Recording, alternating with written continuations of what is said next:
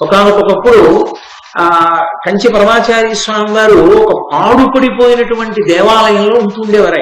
ఆయన పాదయాత్రగా వెళ్ళిపోతూ పాడుపడిపోయిన గుళ్ళల్లో ఉంటుండేవారు. ఆయన ఒక పాడుపడిపోయిన దేవాలయంలో ఉన్నారు. నాకు అత్యంత ఆత్మీయులు, చాలా మహానుభావులు. శ్రీశైలంలో కంచికామ కోటిపీఠ నిర్వాహకులు సముద్రాల కృష్ణమూర్తి గారని వారు ఆయన్ని దర్శనం చేయడానికి వెళ్ళేటప్పటికీ అంతకు ముందే ఒక ఆశ్చర్యకరమైన సంఘటన జరిగింది. నిశ్శబ్దంగా కూర్చున్నటువంటి స్వామివారు అకస్మాత్తుగా లేచి నిలబడి దండ విన్యాసం అంటారు. దండి సన్యాసి అంటే సత్యదండాన్ని చేతితో పట్టుకున్న వాళ్ళు ఆ దండ సహితంగా నమస్కారం చేస్తారు పెద్దలు కనపడితే. పరమాచార్య ఎవరికీ చేసేవారు కాదు. ఎందుకు చేసేవారు కాదంటే అహంకారం కాదు.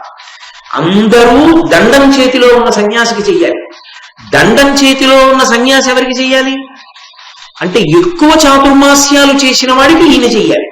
పరమాచార్య 13వ ఏట సన్యసించారు, 100 సంవత్సరములు జీవించారు. అంటే వారు 87 చాతుర్మాస్యములు చేశారు. వారితో సమానంగా చాతుర్మాస్యములు చేసిన సన్యాసి లేరు ఆ రోజుల్లో. అందుకని ఆయన నమస్కరించవలసిన వాడు లేడు. అకస్మాత్తుగా ఆయన లేచి నిలబడి దండ విన్యాసం చేసి నేల మీద పెట్టి నమస్కారం చేశారు. ఎవరికి తెలియలేదు ఎవరికి చేశారు, ఎవరు లేరుగా, ఎందుకు చేస్తున్నారు ఇక్కడ అనుకున్నారు.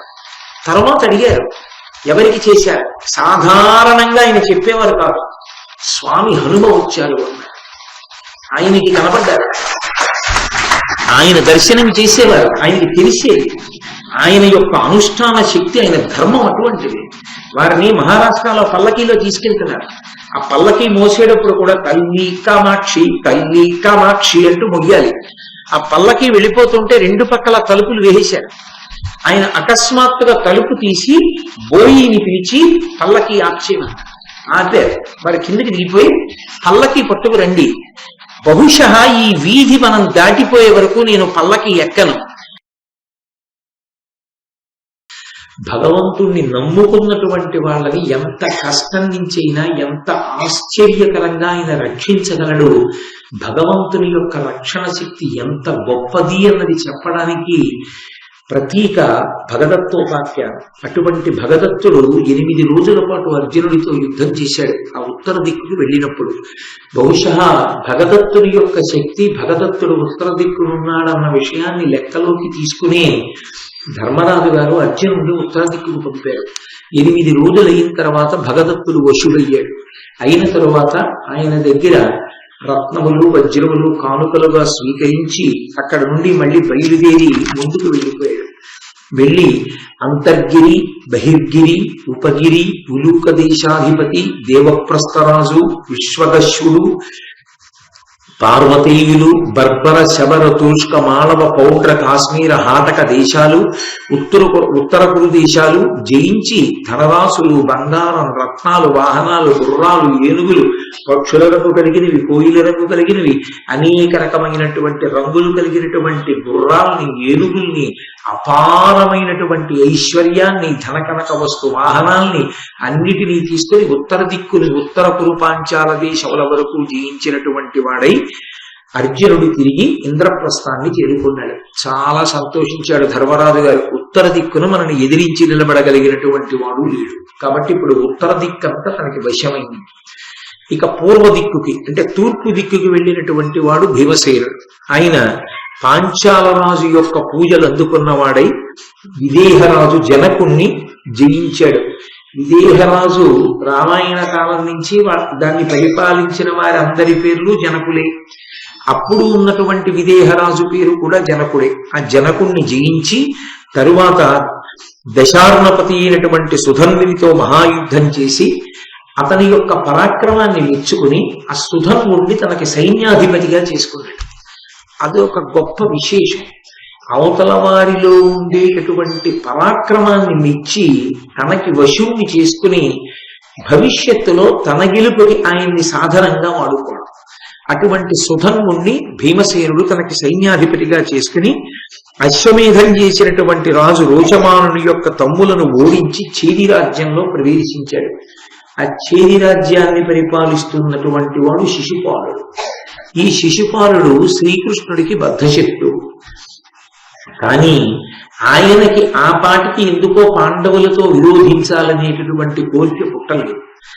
ఆయన ఎంతో సంతోషంగా ఆ వచ్చినటువంటి భీమసేనుడికి ఆ స్వాగతం పలికి అనేకమైనటువంటి ధనరాశులిచ్చి, ధర్మరాజు గారు చేసేటటువంటి రాజసూయ మహాయాగానికి నేను కూడా తరలి వస్తాను అని చెప్పాడు. అతని అతి ప్రతాపు నిలాత్మజు గణవచ్చి చేది భూపతి శిశుపాలుడెంతయును భక్తిపరుండయి రాజసూయ ఉన్నతి నొరరింపనున్న యమనందనయత్నమిరింగి రత్నశోభిత ధనరాసులిచ్చ కడుప్రీతి సమన్వితుడై ముదంబునన్.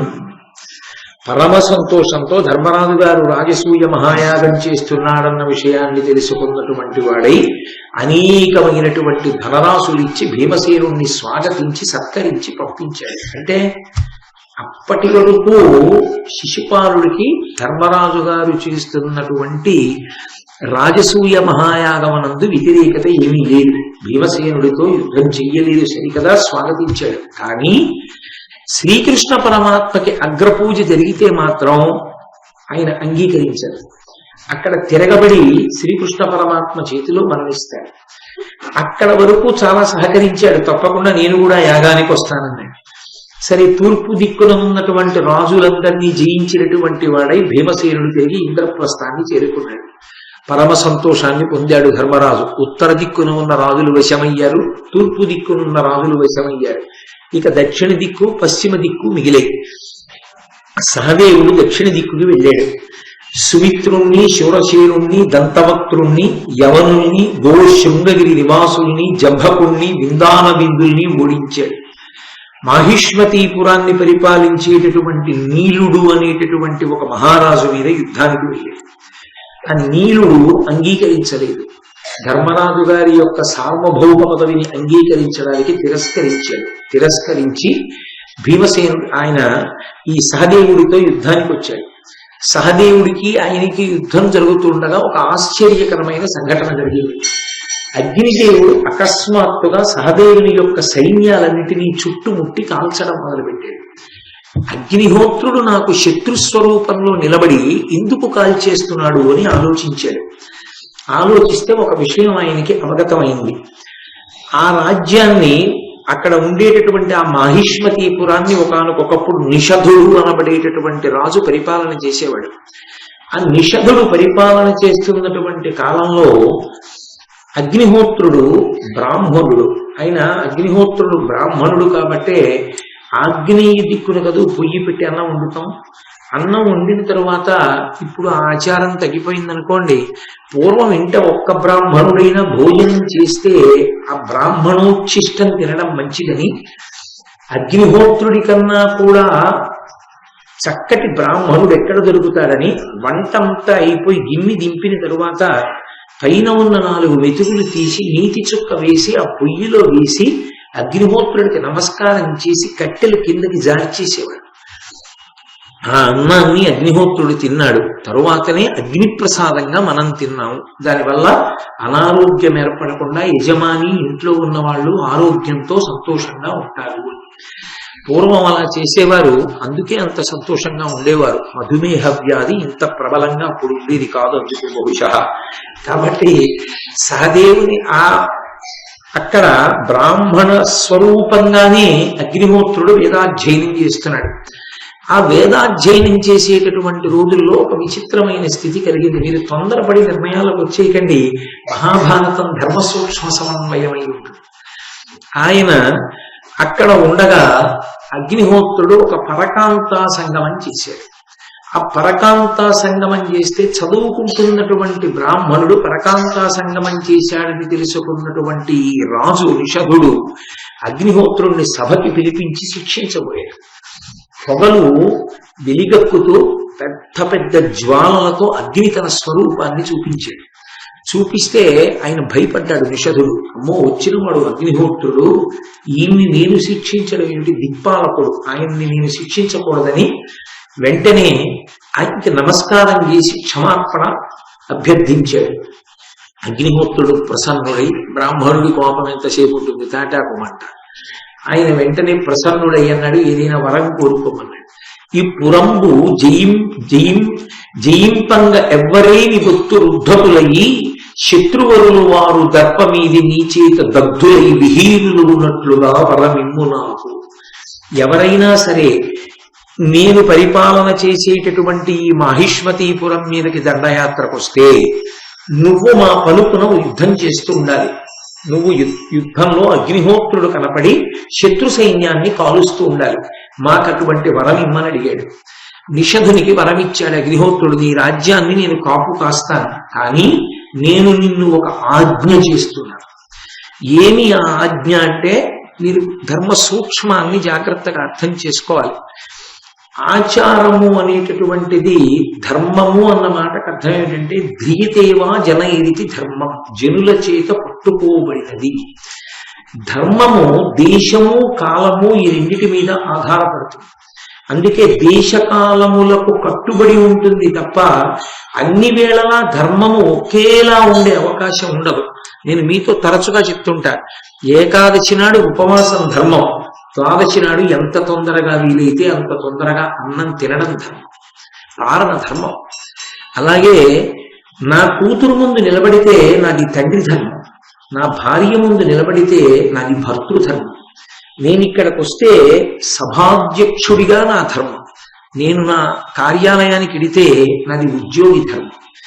ఇక్కడ శివాలయంలో అభిషేకం చేస్తే పైన వస్త్రం లేకుండా అభిషేకం చేస్తారు. అదే ఉత్తర భారతం వెడితే పైన స్వెట్టర్ వేసుకుని అభిషేకం చేస్తారు. అక్కడ ఉన్న దేశంలో పైన చొక్కా బనీను తీసి ఉత్తరీయం తీసి నడువు కట్టుకుని అభిషేకం చేయడం కాలమునందు 365 రోజులు సంభవం అయ్యే విషయం కాదు. ఎక్కడ మనుష్య ఉపాధి నిలబడలేదో అసలు వాతావరణానికి అక్కడ శాస్త్రం మినహాయింపు కల్పిస్తుంది. అందుకే ధర్మము దేశము మీద కాలము మీద ఆధారపడి ఉంటుంది. అందుకే ధర్మం మారుతుంది. ధర్మం అన్ని వేళలా ఒక్కలా ఉండదు.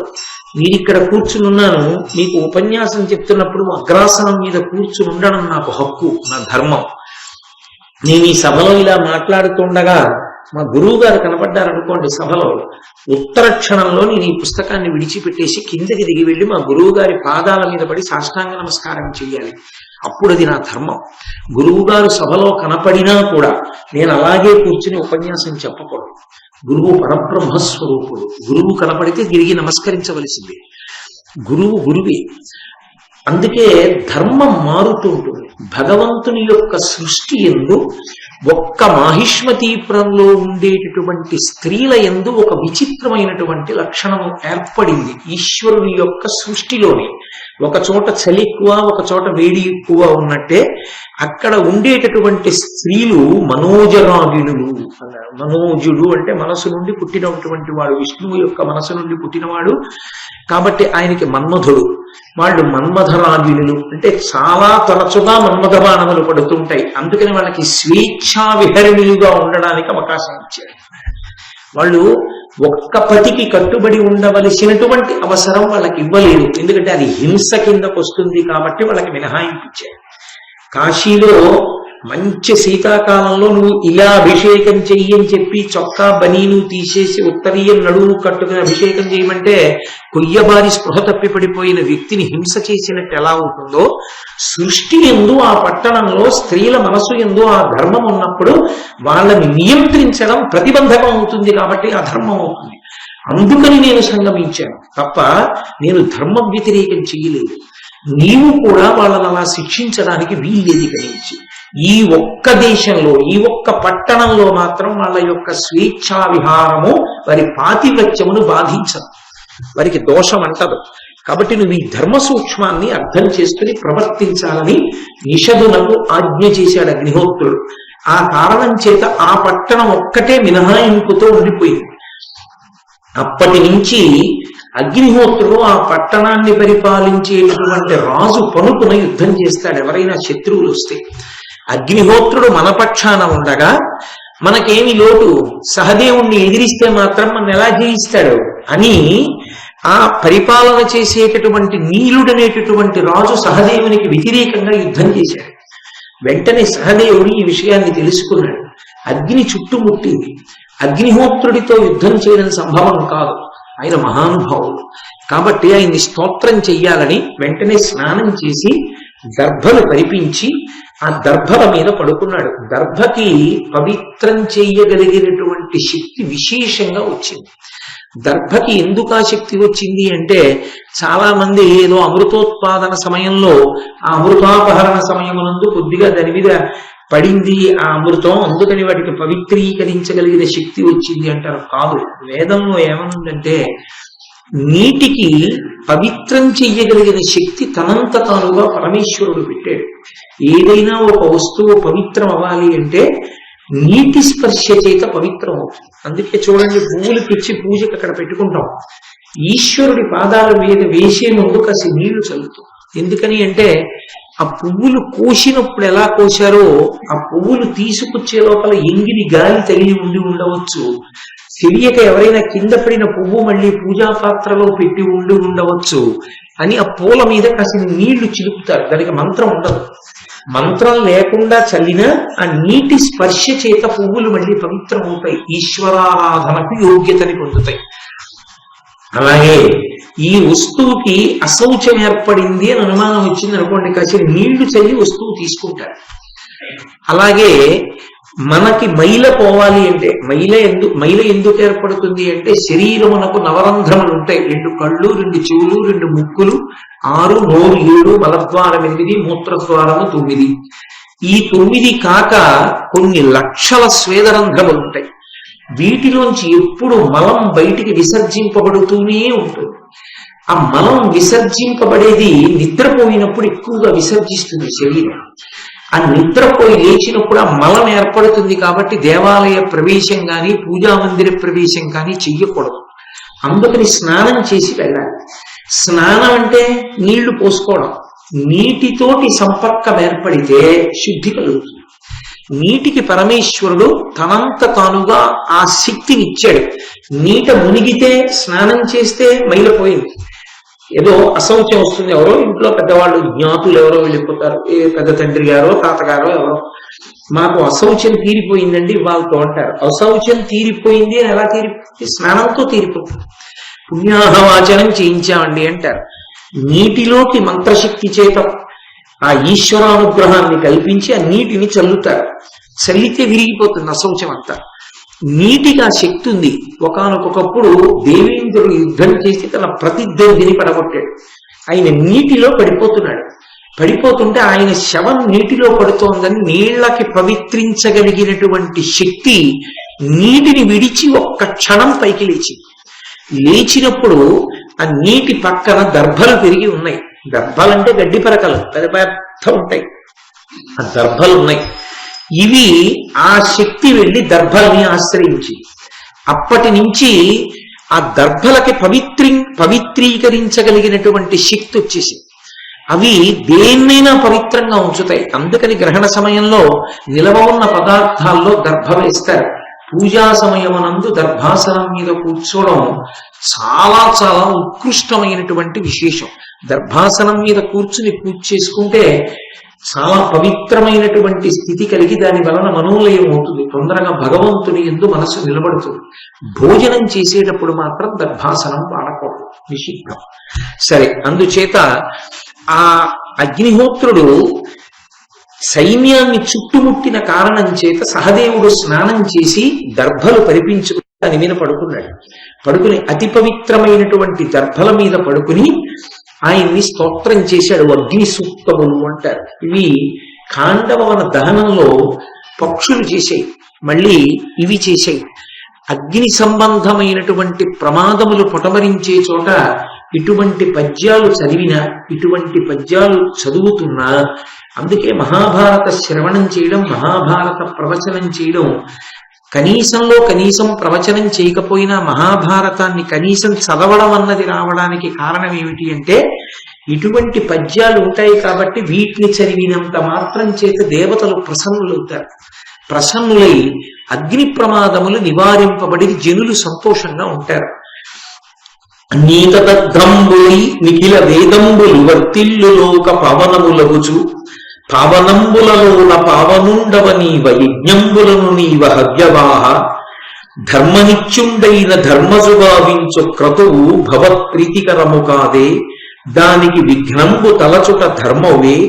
వరద వైశ్వానర వాయుమిత్ర అనిన అగ్నిదేవుడతనికి సంప్రీతుడై తదీయ సేనకగ్నిభయము బాచే, దాని మెరిగి భక్తుడై నీలుండు కౌరవేంద్రునుచు కానవచ్చే. ఆ దర్భల మీద పడుకున్నటువంటి ఆ సహదేవుడు అగ్నిహోత్రుణ్ణి అగ్ని సూక్తములతో ప్రార్థన చేశాడు. భట్టారక అయర్ భట్టారక అంటే పూజనీయుడు అని, లలితాపరా భట్టారిక అంటే పూజింపదగిన తల్లి, శృంగార భట్టారక కాళిదాస మహాకవి, క్రోధ భట్టారక దుర్వాసో మహర్షి, నన్నయ్య భట్టారకుడు పూజింపదగినవాడు. సంస్కృతంలో అంత అద్భుతమైనటువంటి విషయాన్ని తెలుగు భాషకే గౌరవాన్ని తీసుకొచ్చిన మహాపురుషులు వారు. కాబట్టి ఆయన నీతదర్థంబులై నిఖిల వేదంబులు వర్తిల్లు లోక పవనములగుచు, ఓ అగ్నిహోత్రుడా, వేదముల యొక్క స్వరూపము, వేదములు ఈ లోకానికంతటికి అనుగ్రహించడము నీ ద్వారానే జరుగుతూ ఉంటుంది. ఆయనకి జాతవేదుడు అని పేరు. అటువంటి నీ ముఖంగా ఆ హవిస్సులన్నీ ఇస్తే దేవతలకు అందుతుంటాయి. స్వధాకారంతో మంత్రం చెప్పి ఇస్తే నీ ముఖంగా పితృదేవతలకు అందుతాయి. అసలు వేదము వలన ప్రయోజనమన్నది కలగడానికి కారణం నువ్వే. వేదమే నీ స్వరూపమై ఉన్నది. అంతటి మహానుభావుడవు నువ్వు. పావనంబులలోన పావనుండవు నీవ. ప్రపంచంలో పవిత్రమైన వస్తువులు అన్న వాటిని లెక్క పెట్టడం మొదలు పెడితే ఎప్పుడూ పవిత్రమైంది ఏదైనా ఉంటే అగ్నిహోత్రం ఒక్కటే. అంత పవిత్రం చెయ్యగలిగినటువంటి నీరు కూడా ఒక్కొక్కచో బురద నీరు అంటారు, ఉప్ప నీరు అంటారు. కానీ అగ్ని శవాన్ని కాలుస్తున్నా సరే, శవాన్ని కాలుస్తూ పైకి లేచినటువంటి అగ్నిహోత్రం అపవిత్రమేం కాదు. అప్పుడు కూడా అది పవిత్రమే. ఎందుకో తెలుసా? ఎందుకు పవిత్రమో తెలుసా? శవాన్ని కాల్చుతున్న అగ్ని అప్పుడు అది హవిస్సుని తీసుకెడుతోంది. బ్రతికుండగా స్వాహ అంటూ చెరువు అంటారు. ఆ పదార్థాన్ని వేస్తే దేవతలకు ఎలా పట్టుకెడుతుందో, కొడుకు తండ్రి శరీరం పడిపోయిన తరువాత, తండ్రి మరణించిన తరువాత తండ్రి శరీరాన్ని పట్టుకెళ్ళి అగ్నిహోత్రుణ్ణి ప్రార్థన చేస్తాడు చితి మీద పెట్టే ముందు. మా నాన్నగారు బ్రతికున్నంత కాలము నిన్ను ఆరాధించారు, మా నాన్నగారు ఆఖరి ఊపిరి వరకు నిన్ను గౌరవించారు, నిన్ను ప్రార్థన చేశారు. మా నాన్నగారు శరీరం విడిచిపెట్టేశారు. ఈ మా నాన్నగారి శరీరాన్ని పంచభూతాల్లోకి తీసుకెళ్ళిపో. ఇందులో ఉన్న పృథివిని పృథివిలోకి, వాయువుని వాయువులోకి, అగ్నిని అగ్నిలోకి, నీటిని నీటిలోకి, ఆకాశాన్ని ఆకాశంలోకి కలిపి. అలా కలిపేటప్పుడు మా నాన్నగారి శరీరాన్ని కాల్చక, ఉడికించక, అప్పుడప్పుడు కాల్చక బాధ పెట్టకు సుమా. భగ్గున కాల్చి హవిస్సుని వెంటనే దేవతలకు పట్టుకెళ్ళిచ్చి దాని వలన మా నాన్న కృతార్థుడవుతాడని అగ్నిని ప్రార్థన చేస్తాడు. అగ్నిలో వేయబడిన శవముగా వేయడు కొడుకు, దాన్ని హవిస్సుగా వేస్తాడు. బ్రతికున్నంత కాలం ఆయన హవిస్సు వేశాడు.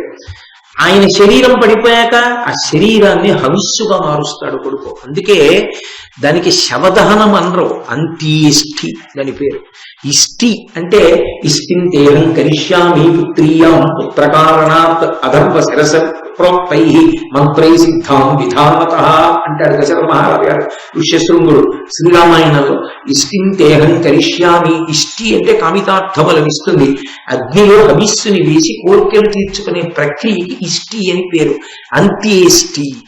ఇక ఆయన చేసేది ఉండదు, ఇక ఆయన కదలలేడు. అందుకని ఆయననే హవిస్సుగా అగ్నిహోత్రంలో వేస్తాడు. అలా వేసి పంపుతాడు కాబట్టే మా నాన్నగారని ప్రేమతో చెప్పి అగ్నిహోత్రుని ఎందు వ్రీలుస్తాడు కాబట్టే కొడుకు ఉండాలి అని కోరుకుంటాడు. అది చెయ్యకుండా తండ్రి శరీరం వెళ్ళిపోయిన తరువాత కూడా ఐస్లో 3 రోజులు ఉండేటట్టుగా నాకెందుకు వదిలిపెట్టేశాడు. కాబట్టి అటువంటి భ్రష్ట కొడుకులు పుట్టాలని కోరుకోకూడదు. కొడుకు అంటే పక్క నుండి అంత్యేష్టి సంస్కారానికి శరీరం అయిపోయిన తరువాత అగ్నిహోత్రుడికి అందించిన వాడు కొడుకు, లేని నడుదుగా కొడుకు. కాబట్టి పావనంబులలోన పావనుండవు నీవ. అసలు నీకు అపవిత్రంగా ఉన్నావు నువ్వు అని చెప్పడం కుదరదు. అగ్ని దేనిని కాలుస్తుండనివ్వండి, అది పవిత్రమే. దీనికి తగిలి ఉంది కాబట్టి ఇప్పుడు అగ్ని అపవిత్రం. అపవిత్ర అగ్ని పవిత్ర అగ్ని లేవు. అగ్ని పవిత్రం. అందుకే పవిత్రమైన వస్తువులు అన్న వాటిని లెక్క పెడితే మొట్టమొదట చెప్పగలిగినది అగ్ని, తర్వాతే ఇంకేమైనా. అంతటి మహానుభావుడు, అంతటి పవిత్రమైనటువంటి స్వరూపం ఉన్నవాడివి. యజ్ఞంబులను నీవ హవ్యవాహ, ఎవరు ఎక్కడ యజ్ఞం చేసినా నీవే హవ్యవాహనుడవు. హవ్యవాహనుడు అంటే వాహనుడు అంటే పట్టుకెళ్ళేవాడు. హవ్యము అంటే దేవతలు తినేది. దేవతలు తినడానికి హవ్యాన్ని ఇస్తే దాన్ని పట్టుకెళ్లి దేవతలకి అందించగలిగిన వాడివి నువ్వే. ఇంకా ఎందులో వేసినా అది దేవతలకు అందదు. మీరు బాగా జ్ఞాపకం పెట్టుకోవాల్సిన ఆ మాట. అందుకే అది సూక్తమైంది. మీరు ఇచ్చినది ఏది దేవతలు తినరు. నివేదన చేశారనుకోండి, నివేదన చేస్తే ఈశ్వరుడు కన్ను విప్పి చూస్తాడు ఒకసారి దాన్ని. అసలు ఈశ్వరమూర్తి యొక్క వైభవం దేని మీద ఆధారపడుతుంది అంటే ప్రధానమైన కారణాల్లో ఒకటి నివేదన రాశి, నివేదనా పదార్థ శౌచం. ఒక దేవాలయంలో ఉండేటటువంటి మూర్తి వైభవం దేని చేత నిలబడుతుందంటే పరమ శౌచంతో మీరు ఆ మూర్తి వైభవానికి తగినంత పదార్థాన్ని ప్రతిరోజు నివేదన చెయ్యాలి. అలా నివేదన చేయకపోతే ఆ దేవాలయం యొక్క ప్రాభవం నిలబడదు. సరే, అది ఇంట్లో పూజ దగ్గర నుంచి కూడా ఉంటుంది. ఇప్పుడు నేను దాన్ని అంత లోతుగా స్పృశించాలని అనుకోవట్లేదు. కాబట్టి ఆయన దేవతలకందరికీ కూడా పట్టుకెళ్ళి దేవతలు చెయ్యి చాపి పుచ్చుకుని నోట్లో వేసుకోవాలంటే ఒక్కటే ఒక్క ఆధారంతో వెడుతుంది, అగ్నిముఖంగానే వెడుతుంది. యజ్ఞం చేస్తూ హోమం చేయాలి. యజ్ఞమునందు హోమము అంటే అగ్నిహోత్రంలోకి పదార్థాన్ని వేస్తే హోమ ప్రక్రియ అంటారు. ఆ హోమం చేస్తే దాన్ని దేవతలు తింటారు. మిగిలిన సమయాల్లో కన్ను విప్పి చూస్తారంటే, మనం నివేదన చేస్తే, మనం భక్తితో నివేదన చేస్తే వాళ్ళు కళ్ళు విప్పి చూసి ప్రసన్నులవుతారు. వారి చేత చూడబడింది కాబట్టి ప్రసాదం. అందుకే వారు ముందు చూడాలి తప్ప ఇంకొకరు చూడకూడదని చెప్పి బట్ట కప్పి తీసుకెడతారు ప్రసాదం నైవేద్యం చేసేటప్పుడు. తెర వేయడానికి కారణం అది. ఎందుకంటే తెర తీసేసి అక్కడి నుంచి నైవేద్యం చేస్తే ముందే చూసి ఎంత బాగుందో రాశని ఎవడైనా మనసులో అనుకుంటే వాడి చూపుల చేత ఎంగిలవుతోంది కాబట్టి తెర వేసేసి ఈశ్వరుడి ముందు పెట్టి బట్ట తీసి ఈశ్వరుడికి నివేదన చేస్తారు. అది మర్యాద, శాస్త్ర మర్యాద. కాబట్టి అలా దేవతలకి ఏదైనా పదార్థం తినడానికి అందాలి అంటే నీవు వినా మార్గం లేదు, నీవొక్కడవే మార్గం. బలిహరణము అని పెడతారు దేవాలయంలో, పెట్టాలి ప్రతిరోజు. ఏంటి మంగళవాయిద్యంతో పెడతారు. మంగళవాయిద్యం లేకపోతే అథవా ప్రతి గుళ్ళో జేగంట అని ఉంటున్న జేగంట ఉండాలి. ఆ జేగంట ముందు ఒకరు వాయిస్తూ ఉండగా పదార్థాన్ని తట్టలో పెట్టుకుని దేవాలయానికి ప్రదక్షిణంగా పెడతారు. ఉదయం వెళ్ళి బలిహరణ మంటపాలు ఉంటాయి, చిన్న చిన్న చిన్న చిన్న దిమ్మల్లాగా, వాటి మీద పెట్టాలి అన్నం. పెడితే దేవాలయంలో బలిభక్తులు అంటారు, పక్షులు మొదలైనటువంటివి కూడా వచ్చి ఆ పదార్థాన్ని తినాలి. దేవాలయ వ్యవస్థ యందు దేవాలయం మీదనే అందరూ ఆధారపడతారు. ప్రతి వాళ్ళు దేవాలయాన్ని సేవించుకోవడానికి అర్హత కల్పించింది వేదం. ఒక చాకలి ఉన్నాడు, ఈశ్వరుడి బట్టలు ఉతుకుతాడు. ఇంకొకడు ఉన్నాడు, స్వామికి డప్పు కొడతాడు. ఇంకొకడు ఉన్నాడు, స్వామికి కుండలు చేసి పట్టుకొచ్చి ఇస్తాడు అభిషేకం జరిగేటప్పుడు. వేరొకడు ఉన్నాడు, స్వామికి పాత్ర సామాను చేసి ఇస్తాడు. వేరొకరున్నారు, దేవాలయాన్నంతటినీ తుడుస్తారు. ఒక నాట్యం వచ్చిన వారు ఉన్నారు, రాజోపచారంలో నాట్యం చెయ్యాలి. ఒక సంగీతం వచ్చిన వాళ్ళు ఉన్నారు, రాజోపచారంలో సంగీతం పాడాలి. వ్యాకరణం వచ్చిన వాళ్ళు ఉన్నారు, శివాలయంలో వ్యాకరణ మంటపంలో కూర్చుని శిష్యులకు మడికట్టుకుని వ్యాకరణం చెప్పేవారు పూర్వం. ఒక్క శివాలయంలోనే వ్యాకరణ మంటపం ఉంటుంది, వ్యాకరణం చెప్పాలి. దేవాలయమే అన్నిటికీ ఆధారం. దేవాలయంలోనే ప్రవచన మంటపం ఉంటుంది, అందులోనే సమస్త పురాణేతిహాసములు ప్రవచనం జరుగుతాయి. ఆ ప్రవచనాన్ని విని, ప్రవచనం అంటే ప్రకృష్ట వచనం, మనసు బాగా ఊంచుకునేటట్టుగా సమర్థించి చెప్తారు. చెప్తే మనసు ధర్మమునందు ఊంచుకుంటుంది. సాయంకాలం ప్రవచనం విని పడుకుంటాడు. మరునాడు కార్యాలయానికి పనికి వెళ్ళినప్పుడు ఈ ధర్మాన్ని మనసులో పెట్టుకుని ఏ తప్పు పని చేయకుండా ధర్మానికి కట్టుబడి పనిచేస్తారు. అందుకే దేశానికి కావలసినటువంటి ధర్మం అంతా ఎక్కడ నుంచి ప్రవహించిందంటే దేవాలయాలలో ఉండేటటువంటి ప్రవచన మంటపాలలోంచి ప్రవహించింది.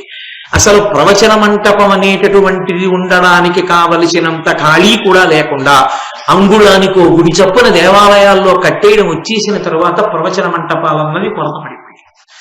గట్టిగా ఎక్కడైనా ఏదైనా ఉపన్యాసం జరిగితే ఓ 400 మంది కూర్చోవడానికి చోటు కనపడిన ప్రతి చోట ఎవడో ఏదో పుణ్యం సంపాదించుకోవాలి, ఓ గుడి కట్టేస్తూ ఉంటాడు. ఆ గుడి అక్కడ ఉండొచ్చా ఉండకూడదా సంబంధం లేదు, కట్టేది. ఓ ఆగమం, ఓ శాస్త్రం ఏం అక్కర్లేదు. ఎవడికి తోచిన గుడి, ఎవడి ఇష్టం వచ్చిన చోట వాడు కట్టేస్తూ ఉంటాడు. కాబట్టి ఒక దేవాలయానికి ప్రవచన మంటపం ఉండదు, ఒక దేవాలయంలో ఓ ఉత్సవం చేయడానికి అవకాశం ఉండదు, ఓ దేవాలయంలో ప్రదక్షిణం చేయడానికి అవకాశాలు ఉండవు. సరే, వీటన్నిటి వలన ఏమవుతుందంటే దేవాలయం ఉత్సవ నిర్వహణకు అవకాశం లేని స్థితిని పొందుతుంది. ఉత్సవం చేయకపోతే జనుల యొక్క ప్రహృష్టమైనటువంటి స్థితికి భంగం ఏర్పడుతుంది. అప్పుడు ఏమవుతుంది? ఎక్కడ అవైదికంగా చెయ్యాలో అక్కడ చేయవలసి వస్తుంది. నేను నా మనస్సు పట్టుకోగలిగితే నేను మీకు ఒక మాట చెప్తాను. దేవాలయాలు ఎక్కడా కూడా ప్రవచన మంటపాలు లేవనుకోండి, ప్రవచనం చెయ్యవలసింది ఓ ఆడిటోరియంకి వెళ్ళి ఎక్కడో ప్రవచనం చేశారనుకోండి. తీరా ఆడిటోరియంకి వెళ్ళి ప్రవచనం చేస్తే ఇప్పుడు మీరు కూర్చున్నట్టుగా అందరూ చెప్పులు విప్పి వచ్చి కూర్చోరు, కాళ్ళతో చెప్పులతో వచ్చి కూర్చుని వింటూ ఉంటారు. చెప్పేవాడొక్కడే చెప్పులు విప్పి చెప్పుకుంటూ ఉంటాడు, వాడొక్కడే చెప్పులు విప్పి వేదిక మీద కూర్చుంటాడు.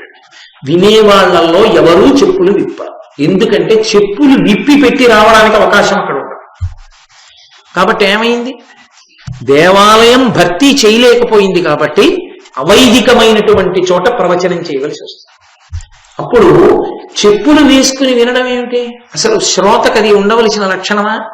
ఓ భగవత్ సంబంధం వినేటప్పుడు ఒక దేవాలయంలో చెప్పులు విప్పి పవిత్రంగా కూర్చుని వినడానికి, ఒక ఆడిటోరియంలో చెప్పులు వేసుకుని కుర్చీలో కూర్చుని వినడానికి తేడా ఉందా లేదా? ఎంత తేడా వస్తుంది వినేటప్పుడు? ఎక్కడుంది పవిత్రమైనటువంటి లక్షణం? ఎక్కడుంటుంది? కాబట్టి ఎక్కడ ఏ వ్యవస్థ ఎలా ఉండాలో అలా ఉండాలి. ఒక దేవాలయ నిర్వహణ జరుగుతోంది అంటే దేవాలయ నిర్వహణగానే ఉండాలంతే. కాబట్టి బలిహరణ మంటపం ఉన్నది అంటే బలిభుక్కులు వచ్చి తింటాయి. యజ్ఞం జరిగింది ప్రతి చోట, ప్రతి దేవాలయంలో జరగాలి. హోమం జరిగితే దేవతలు వస్తూ ఉంటారు, వచ్చి తిని పెడతారు. వాళ్ళకు లక్షణం ఉంటుంది. వాళ్ళు కంటికి కనపడక్కర్లేదు. ఒకప్పుడు కనపడేవారు, రామాయణ కాలంలో దేవతలు కనపడేవారు వచ్చి కూర్చోవడం. ఇప్పుడు వస్తారు, స్వాహాకారం చెప్తే వాళ్ళు వస్తారు తినడానికి. మన కంటికి ఆ శక్తి లేదు, చూడగలిగిన శక్తి. ఎందుకంటే అనుష్ఠాన బలం లేక పోగొట్టుకున్నాం. అలా పోగొట్టుకున్నాం కాబట్టి మనకి తెలియదు. ఒకనకొకప్పుడు కంచి పరమాచార్య స్వామి వారు ఒక పాడుపడిపోయినటువంటి దేవాలయంలో ఉంటుండేవారు. ఆయన పాదయాత్రగా వెళ్ళిపోతూ పాడుపడిపోయిన గుళ్ళల్లో ఉంటుండేవారు. ఆయన ఒక పాడుపడిపోయిన దేవాలయంలో ఉన్నారు. నాకు అత్యంత ఆత్మీయులు, చాలా మహానుభావులు. ఆ శ్రీశైలంలో కంచికామ కోటిపీఠ నిర్వాహకులు సముద్రాల కృష్ణమూర్తి గారని, వారు ఆయన్ని దర్శనం చేయడానికి వెళ్ళేటప్పటికీ అంతకు ముందే ఒక ఆశ్చర్యకరమైన సంఘటన జరిగింది. నిశ్శబ్దంగా కూర్చున్నటువంటి స్వామివారు అకస్మాత్తుగా లేచి నిలబడి దండ విన్యాసం అంటారు. దండి సన్యాసి అంటే సత్యదండాన్ని చేతితో పట్టుకున్న వాళ్ళు ఆ దండ సహితంగా నమస్కారం చేస్తారు పెద్దలు కనపడితే. పరమాచార్య ఎవరికీ చేసేవారు కాదు. ఎందుకు చేసేవారు కాదంటే అహంకారం కాదు. అందరూ దండం చేతిలో ఉన్న సన్యాసికి చెయ్యాలి. దండం చేతిలో ఉన్న సన్యాసి ఎవరికి చెయ్యాలి అంటే ఎక్కువ చాతుర్మాస్యాలు చేసిన వాడికి ఈయన చెయ్యాలి. పరమాచార్య 13వ ఏట సన్యసించారు, 100 సంవత్సరములు జీవించారు. అంటే వారు 87 చాతుర్మాస్యములు చేశారు. వారితో సమానంగా చాతుర్మాస్యములు చేసిన సన్యాసి లేరు ఆ రోజుల్లో. అందుకని ఆయనకి ఆయన నమస్కరించవలసిన వాడు లేడు. అకస్మాత్తుగా ఆయన లేచి నిలబడి దండ విన్యాసం చేసి నేల మీద పెట్టి నమస్కారం చేశారు. ఎవరికి తెలియలేదు ఎవరికి చేశారు, ఎవరు లేరుగా, ఎందుకు చేస్తున్నారు ఇక్కడ అనుకున్నారు. తర్వాత అడిగారు ఎవరికి చేశారు. సాధారణంగా ఆయన చెప్పేవారు కాదు. స్వామి హనుమ వచ్చారు అన్నారు. ఆయనకి కనపడ్డారు, ఆయన దర్శనం చేసేవారు, ఆయనకి తెలిసేది. ఆయన యొక్క అనుష్ఠాన శక్తి, ఆయన ధర్మం అటువంటిది. వారిని మహారాష్ట్రలో పల్లకీలో తీసుకెళ్తున్నారు. ఆ పల్లకి మోసేటప్పుడు కూడా తల్లి కామాక్షి అంటూ మొయ్యాలి. ఆ పల్లకి వెళ్ళిపోతుంటే రెండు పక్కల తలుపులు వేసేశారు. ఆయన అకస్మాత్తుగా తలుపు తీసి బోయిని పిలిచి పల్లకి ఆర్చేయమన్నారు. అదే మరి కిందకి దిగిపోయి పల్లకి పట్టుకు రండి, బహుశా ఈ వీధి మనం దాటిపోయే వరకు నేను పల్లకి ఎక్కను, ఈ వీధిలో ఎక్కడో ఎవరో ఒక మహాత్ముడి జననం జరిగింది అని నడుస్తున్నారు. ఏమిటి అకస్మాత్తుగా ఇలా దిగిపోయారని ఆయన చుట్టూ ఉన్న అంతేవాసుల్లో కొంతమంది ఒక్కొక్క ఇంట్లో అడుగుతూ వెళుతున్నారు, ఇక్కడ ఎవరు పుట్టారు. ఒక ఇంట ఛత్రపతి శివాజీ పుట్టిన ఇల్లు. ఆ ప్రాంతం మీదుగా పరమాచార్య ఇప్పుడు వెళ్ళలా. ఎలా తెలిసింది ఆయనకి? అది వారి అనుష్ఠాన బలం. ఎక్కడ అనుష్ఠాన బలం ఉందో అక్కడ ఆ దివ్య చక్షు ఉంటుంది.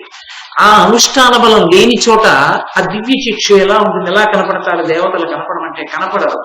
కానీ దేవతలు వస్తారు. దేవతలకు ఒక లక్షణం ఉంటుంది, వాళ్ళు వస్తే కోరిక తీరుస్తారు. వాళ్ళు ఏదో ఒక కోరిక తీర్చకుండా వెళ్ళరు. హోమం జరుగుతుంటే అందుకే యాగశాలకు ప్రదక్షిణం చేస్తారు, దేవతలకు ప్రదక్షిణం అవుతుంది. ఆ హోమ ప్రక్రియ అంత గొప్పది. ఆ హోమం ఎక్కడ జరిగిందో అక్కడ దేవతలు వస్తారు అన్నం తినడానికి. అది పట్టుకెళ్ళడానికి అధికారం ఇంకెవ్వరికీ లేదు. బలిహరణ మంటపం మీద పెడితే బలిభక్తులు తింటాయి, నైవేద్యం పెడితే ఈశ్వరుడు కంటితో చూస్తాడు, హోమం చేస్తే దేవతలు వచ్చి పుచ్చుకుంటారు. ఒక్క హోమ ప్రక్రియలోనే దేవతలు తింటారు. అలా తినేటప్పుడు అగ్ని ఒక్కడే పట్టుకెడతాడు తప్ప పంచభూతములలో ఇంకా ఏదీ కూడా దేవతలకు పట్టుకెళ్ళడానికి సాధనము కాదు. నీటిలో వేస్తే దేవతలు తినరు, పృథివీ మీద వేస్తే తినరు, వాయువులో వేస్తే తినరు, ఆకాశమునందు తినరు, అగ్నిముఖంగా తింటారు. కాబట్టి యజ్ఞంబులను నీవ హవ్యవాహ, యజ్ఞముల యందు నువ్వే హవ్యవాహనుడివి. ధర్మనిత్యుండైన ధర్మజు కావించు క్రతువు భవత్ ప్రీతికరము కాదే. నేను ఎందుకు వచ్చాను? నాకు ఈ నీలుడితో యుద్ధం చేసి ఓడించడం నా కోరిక కాదు. ధర్మరాజు గారు రాజసూయం చేస్తున్నాడు, మీరు ధనరాశులు చెల్లించండి అన్నారు. కానీ ఆయన తిరస్కరించి యుద్ధానికి వచ్చాడు. ధర్మరాజు గారు చేస్తున్నటువంటి రాజసూయ మహాయాగమనందు ఎన్నో హవిస్సులు ఇవ్వబడతాయి, ఎందరో దేవతలకు ఆహారము సమకూర్పబడుతుంది. అంత పెద్ద క్రతువు జరుగుతుంటే హవ్యవాహనుడమైనటువంటి నువ్వు ప్రీతి పొందవద్దా? నువ్వు సహకరించవద్దా? నువ్వే ఈ సైన్యాన్ని కాల్చేస్తే వేదాన్ని నిలబెట్టేదెవరు? అగ్నికార్యాన్ని నిలబెట్టేదెవరు? యజ్ఞయాగాదులను రక్షించేదెవరు? రక్షించవలసిన నువ్వు సైన్యాన్ని భక్షించేస్తావా? కాబట్టి ధర్మనిత్యుండైన ధర్మజుగా వించు క్రతువు భవత్ ప్రీతికరము కాదే. దానికి విఘ్నంబు తలచుట ధర్మమే. వరద, వైశ్వానర, వాయుమిత్ర, ఓ వరదుడా వరములిచ్చేవాడా, వైశ్వానరుడా, వాయుమిత్ర, వాయువునకు మిత్రుడైనటువంటి వాడా, అంటే మా అన్నయ్య అయినటువంటి భీమసేనుడి తండ్రి గారికి స్నేహితుడు కనుక నాకు కూడా మా తండ్రి గారి యొక్క స్నేహితుడితో సమానమైన వాడా, కాబట్టి నువ్వు ఇటువంటి పని చెయ్యొచ్చా అనినా అగ్నిదేవుడు తనకి సంప్రీతుడయి వెంటనే అగ్ని సంతోషించాడు. అందుకే సూక్త పఠనము చేత సంతోషిస్తారు దేవుడు, వారి సమగ్ర స్వరూపావిష్కారము జరుగుతుంది. కాబట్టి అందుకే మనం ఏ దేవతని ఆరాధిస్తున్నామో ఆ దేవతాపరమైనటువంటి సూక్తంతోనే చేస్తాం. పురుష సూక్తం, స్త్రీ సూక్తం, నీలా సూక్తం, మన్యు సూక్తం, రుద్ర సూక్తం, భూసూక్తం, ఆ సూక్తమును ఉపయోగిస్తారు. ఆ సూక్తం బాగుగా చెప్పబడినది, అంతకన్నా ఇంకెవరూ చెప్పలేరు, ఋషి చెప్పాడు. కాబట్టి ఆ సూక్తమును పఠిస్తే దేవతలు ఎంతో ప్రసన్నులవుతారు. కాబట్టి అటువంటి వాడివి నా సైన్యానికి అగ్ని భయాన్ని తగ్గించమని అడిగారు. వెంటనే అగ్నిహోత్రుడు చల్లపడి సంప్రీతుడై వెనక్కి వెళ్ళిపోయాడు. నీలుడు చూశాడు, అబ్బో అగ్నిహోత్రుడే ప్రసన్నుడైన నాడు ఈయనతో యుద్ధం చేయడం నాకు సాధ్యం అవుతుందా? సాధ్యం అవదని గబగబా వచ్చి సహదేవుణ్ణి అత్యంత ప్రీతితో ఆహ్వానించి ఆదరించి అనేకమైనటువంటి మణిమాన్యాలనిచ్చి పంపించాడు. సహదేవుడు అలా బయలుదేరి తర్వాత దక్షిణ దిక్కున ఉన్నటువంటి సౌరాష్ట్ర, రుక్మి, భీష్మక, శోత్పాదక, దండక, నిషాద, పురుషాద, ఏకపాద, కాలముఖ, కర్ణ ప్రావరణలు, రామశైల, కోలశైల, తామ్రదీప, పాండ్య, కేరళ, కళింగ, ద్రవిడ, యవన, కరహాటక రాజుల్ని ఓడించి చిట్ట చివర సముద్ర తీరం దగ్గరికి వెళ్ళి ఆ సముద్రంలో ఉంది కాంచనలంక. కాంచనలంకాధిపతి అయినటువంటి విభీషణుని ఉద్దేశించి ప్రకటించాడు. ధర్మరాజు గారు రాజసూయం చేస్తున్నాడు, నువ్వు కూడా రత్నరాసులు ఇవ్వలసింది. చిరంజీవి కనుక ఆ లంకాపట్టణ పరిపాలితుడైనటువంటి విభీషణుడు కూడా సహదేవుడికి అనేకమైనటువంటి కానుకలు పంపించాడు. ఈ కానుకలన్నిటితోటి కలిసి సహదేవుడు దక్షిణ దిక్కునంతటినీ జయించినటువంటి వాడై సంతోషంగా తిరిగి వచ్చేశాడు. ఆ తర్వాత నకులుడు పశ్చిమ దిక్కుకు బయలుదేరాడు. మహితక దేశాన్ని మరు, మానవ, బర్బర, కర్బర, శైరీషక, దాశార్ణ, పుష్కరాణ్య, సరస్వతి, సింధూ నదీ తీరాల రాజ్యాలను, పంచనద, అమర పర్వతవాసులను గెలిచి శ్రీకృష్ణుడు ద్వారకానగరంలో పశ్చిమ దిక్కున ఉన్నాడు కాబట్టి ఆ ద్వారవతిలో శ్రీకృష్ణుడికి తన రాకను తెలిపి ఆయన యొక్క ప్రీతిని పొంది మేనమామ మద్రపతి అయినటువంటి శల్యుణ్ణి చూసి శల్యుని యొక్క గౌరవాన్ని పొంది అక్కడి నుంచి తిరిగి ఆ దిక్కునంతటినీ జయించి వచ్చాడు. అక్కడతో ఉత్తర దిక్కుకెళ్ళినటువంటి అర్జునుడు, తూర్పు దిక్కుకెళ్ళినటువంటి భీమసేనుడు, దక్షిణ దిక్కుకెళ్ళిన సహదేవుడు, పశ్చిమ దిక్కుకెళ్ళినటువంటి నకులుడు, 4 దిక్కుల ఉన్నటువంటి సమస్త సామ్రాజ్యములను గెలిచి ఈ భూమండలానికి అంతటికీ కూడా సార్వభౌముడు ధర్మరాజే అన్న స్థితిని కల్పించి వచ్చారు. ఇప్పుడు తాను ఇన్ని రాజ్యములను గెలిచాడు కనుక పరమ సంతోషంగా ఆ రాజసూయ మహాయాగం చెయ్యడానికి ఆయన ఎంతో సంతోషంగా ప్రారంభం చేసి శ్రీకృష్ణ పరమాత్మకి కబురు చేశారు. రాజసూయ మహాయాగం ప్రారంభమవుతోంది, మీరు ఇచ్చేయవలసింది. శ్రీకృష్ణుడు వచ్చాడు, కూర్చోపెట్టాడు. ఆయన్ని కూర్చోపెట్టి పూజ చేసి, నీ యొక్క అండదండల వలన ఈ సమస్త రాజ్యములను గెలిచాను తప్ప నీవు పక్కన లేకపోతే, నీ అండ లేకపోతే ఇవాళ ఈ భూమండలం మీద ఉన్నటువంటి రాజులందరినీ గెలవడం నాకు సాధ్యమా కృష్ణ? ఇది భగవద్భక్తి అన్న మాటకు అర్థం. సాధారణంగా భక్తి ఉన్నది, భక్తి లేదు. మీరు నన్ను క్షమించగలిగితే ఒక్క మాట చెప్తా. 2 కారణముల చేత తెలిసిపోతుంది. ఒకటి, పూజ చేసేటప్పుడు తెలిసిపోతుంది వీడు భక్తిగా చేస్తాడా యాంత్రికంగా చేస్తాడా తెలుస్తుంది, మనసులో భక్తి ఉన్నదా. రెండవది, నీకు ఏదైనా పరమోత్కృష్టమైన సంతోషకరమైన విషయం జరిగినప్పుడు తెలిసిపోతుంది మీకు భక్తి ఉన్నదా లేదా. మీకు అంటే నన్ను కూడా కలిపిసుమండి. సభలో మిమ్మల్ని ఒకరిని ఉద్దేశించి మాట్లాడతాం కాబట్టి నువ్వు మీరు అన్న మాటలు వస్తాయి. అంతేగాని నేను పండిపోయిన వాడిని మీరేదో పచ్చికాయ అని నా ఉద్దేశ్యం కాదు. ఈ సభలో అందరిలో పచ్చికాయ ఎవరు అంటే బహుశా నేనే ఉంటానేమో కూడా. కాబట్టి కలియుగం కదూ, అందుకే పెద్దపీట మీద నేను. కాకపోతే మీరు తక్కువని నా ఉద్దేశ్యం కాదు చెప్పేటప్పుడు. అలా అయితే పరమేశ్వర స్వరూపమైన సభకి నమస్కారం అని ఎందుకు మొదలు పెడతాను? ఆ గౌరవం లేనినాడు. కాబట్టి అది చూడండి, లోకంలో ఏదైనా ఒక అత్యంత ప్రధానమైన కార్యం మీద పెడుతున్నప్పుడు భగవంతుడికి నమస్కారం చేస్తాడు.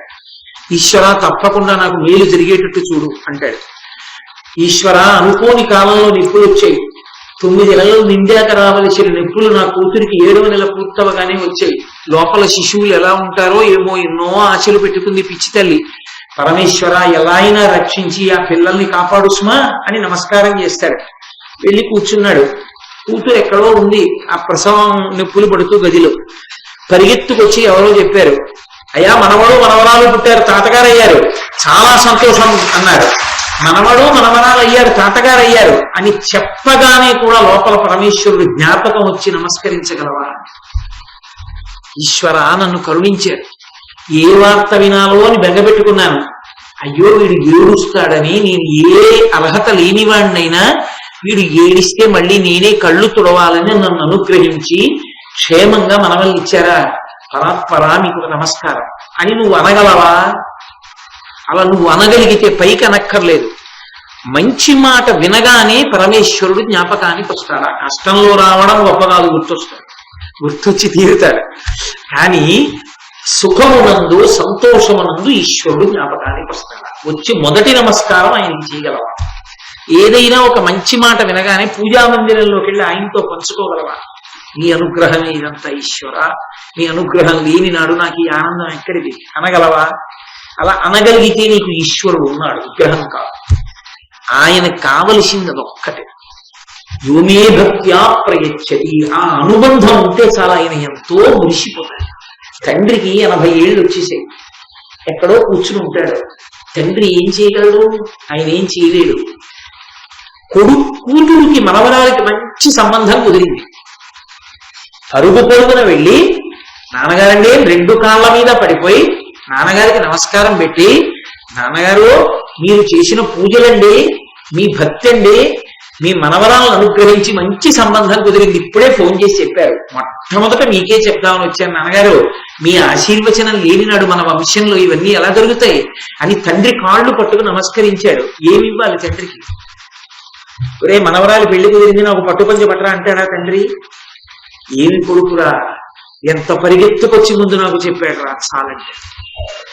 అందరికీ చెప్తుంటే పెద్ద ఆయనకి వినపడి, ఏమిట్రా అందరూ సంతోషంగా చెప్పుకున్నారు, ఏమైంది చెప్తాను నేను, ఉండండి మీరు అలాగా కాసేపు అన్నారు అనుకోండి, ఎవరో చెప్తారు మీ మనవరాలు పెళ్లి కుదిరిందండి తాతగారు, పాపం సంతోషిస్తాడు, కానీ మనసు ఎంత కలుపుకోమంటుంది. భగవద్భక్తి కూడా అంతే, భక్తి అనుబంధం అంతే. భక్తి అంటే అదేదో పెద్ద సిద్ధాంతం అనుకోకండి, భక్తి అంటే అనుబంధం, ఈశ్వరుడితో ఉన్న అనుబంధం.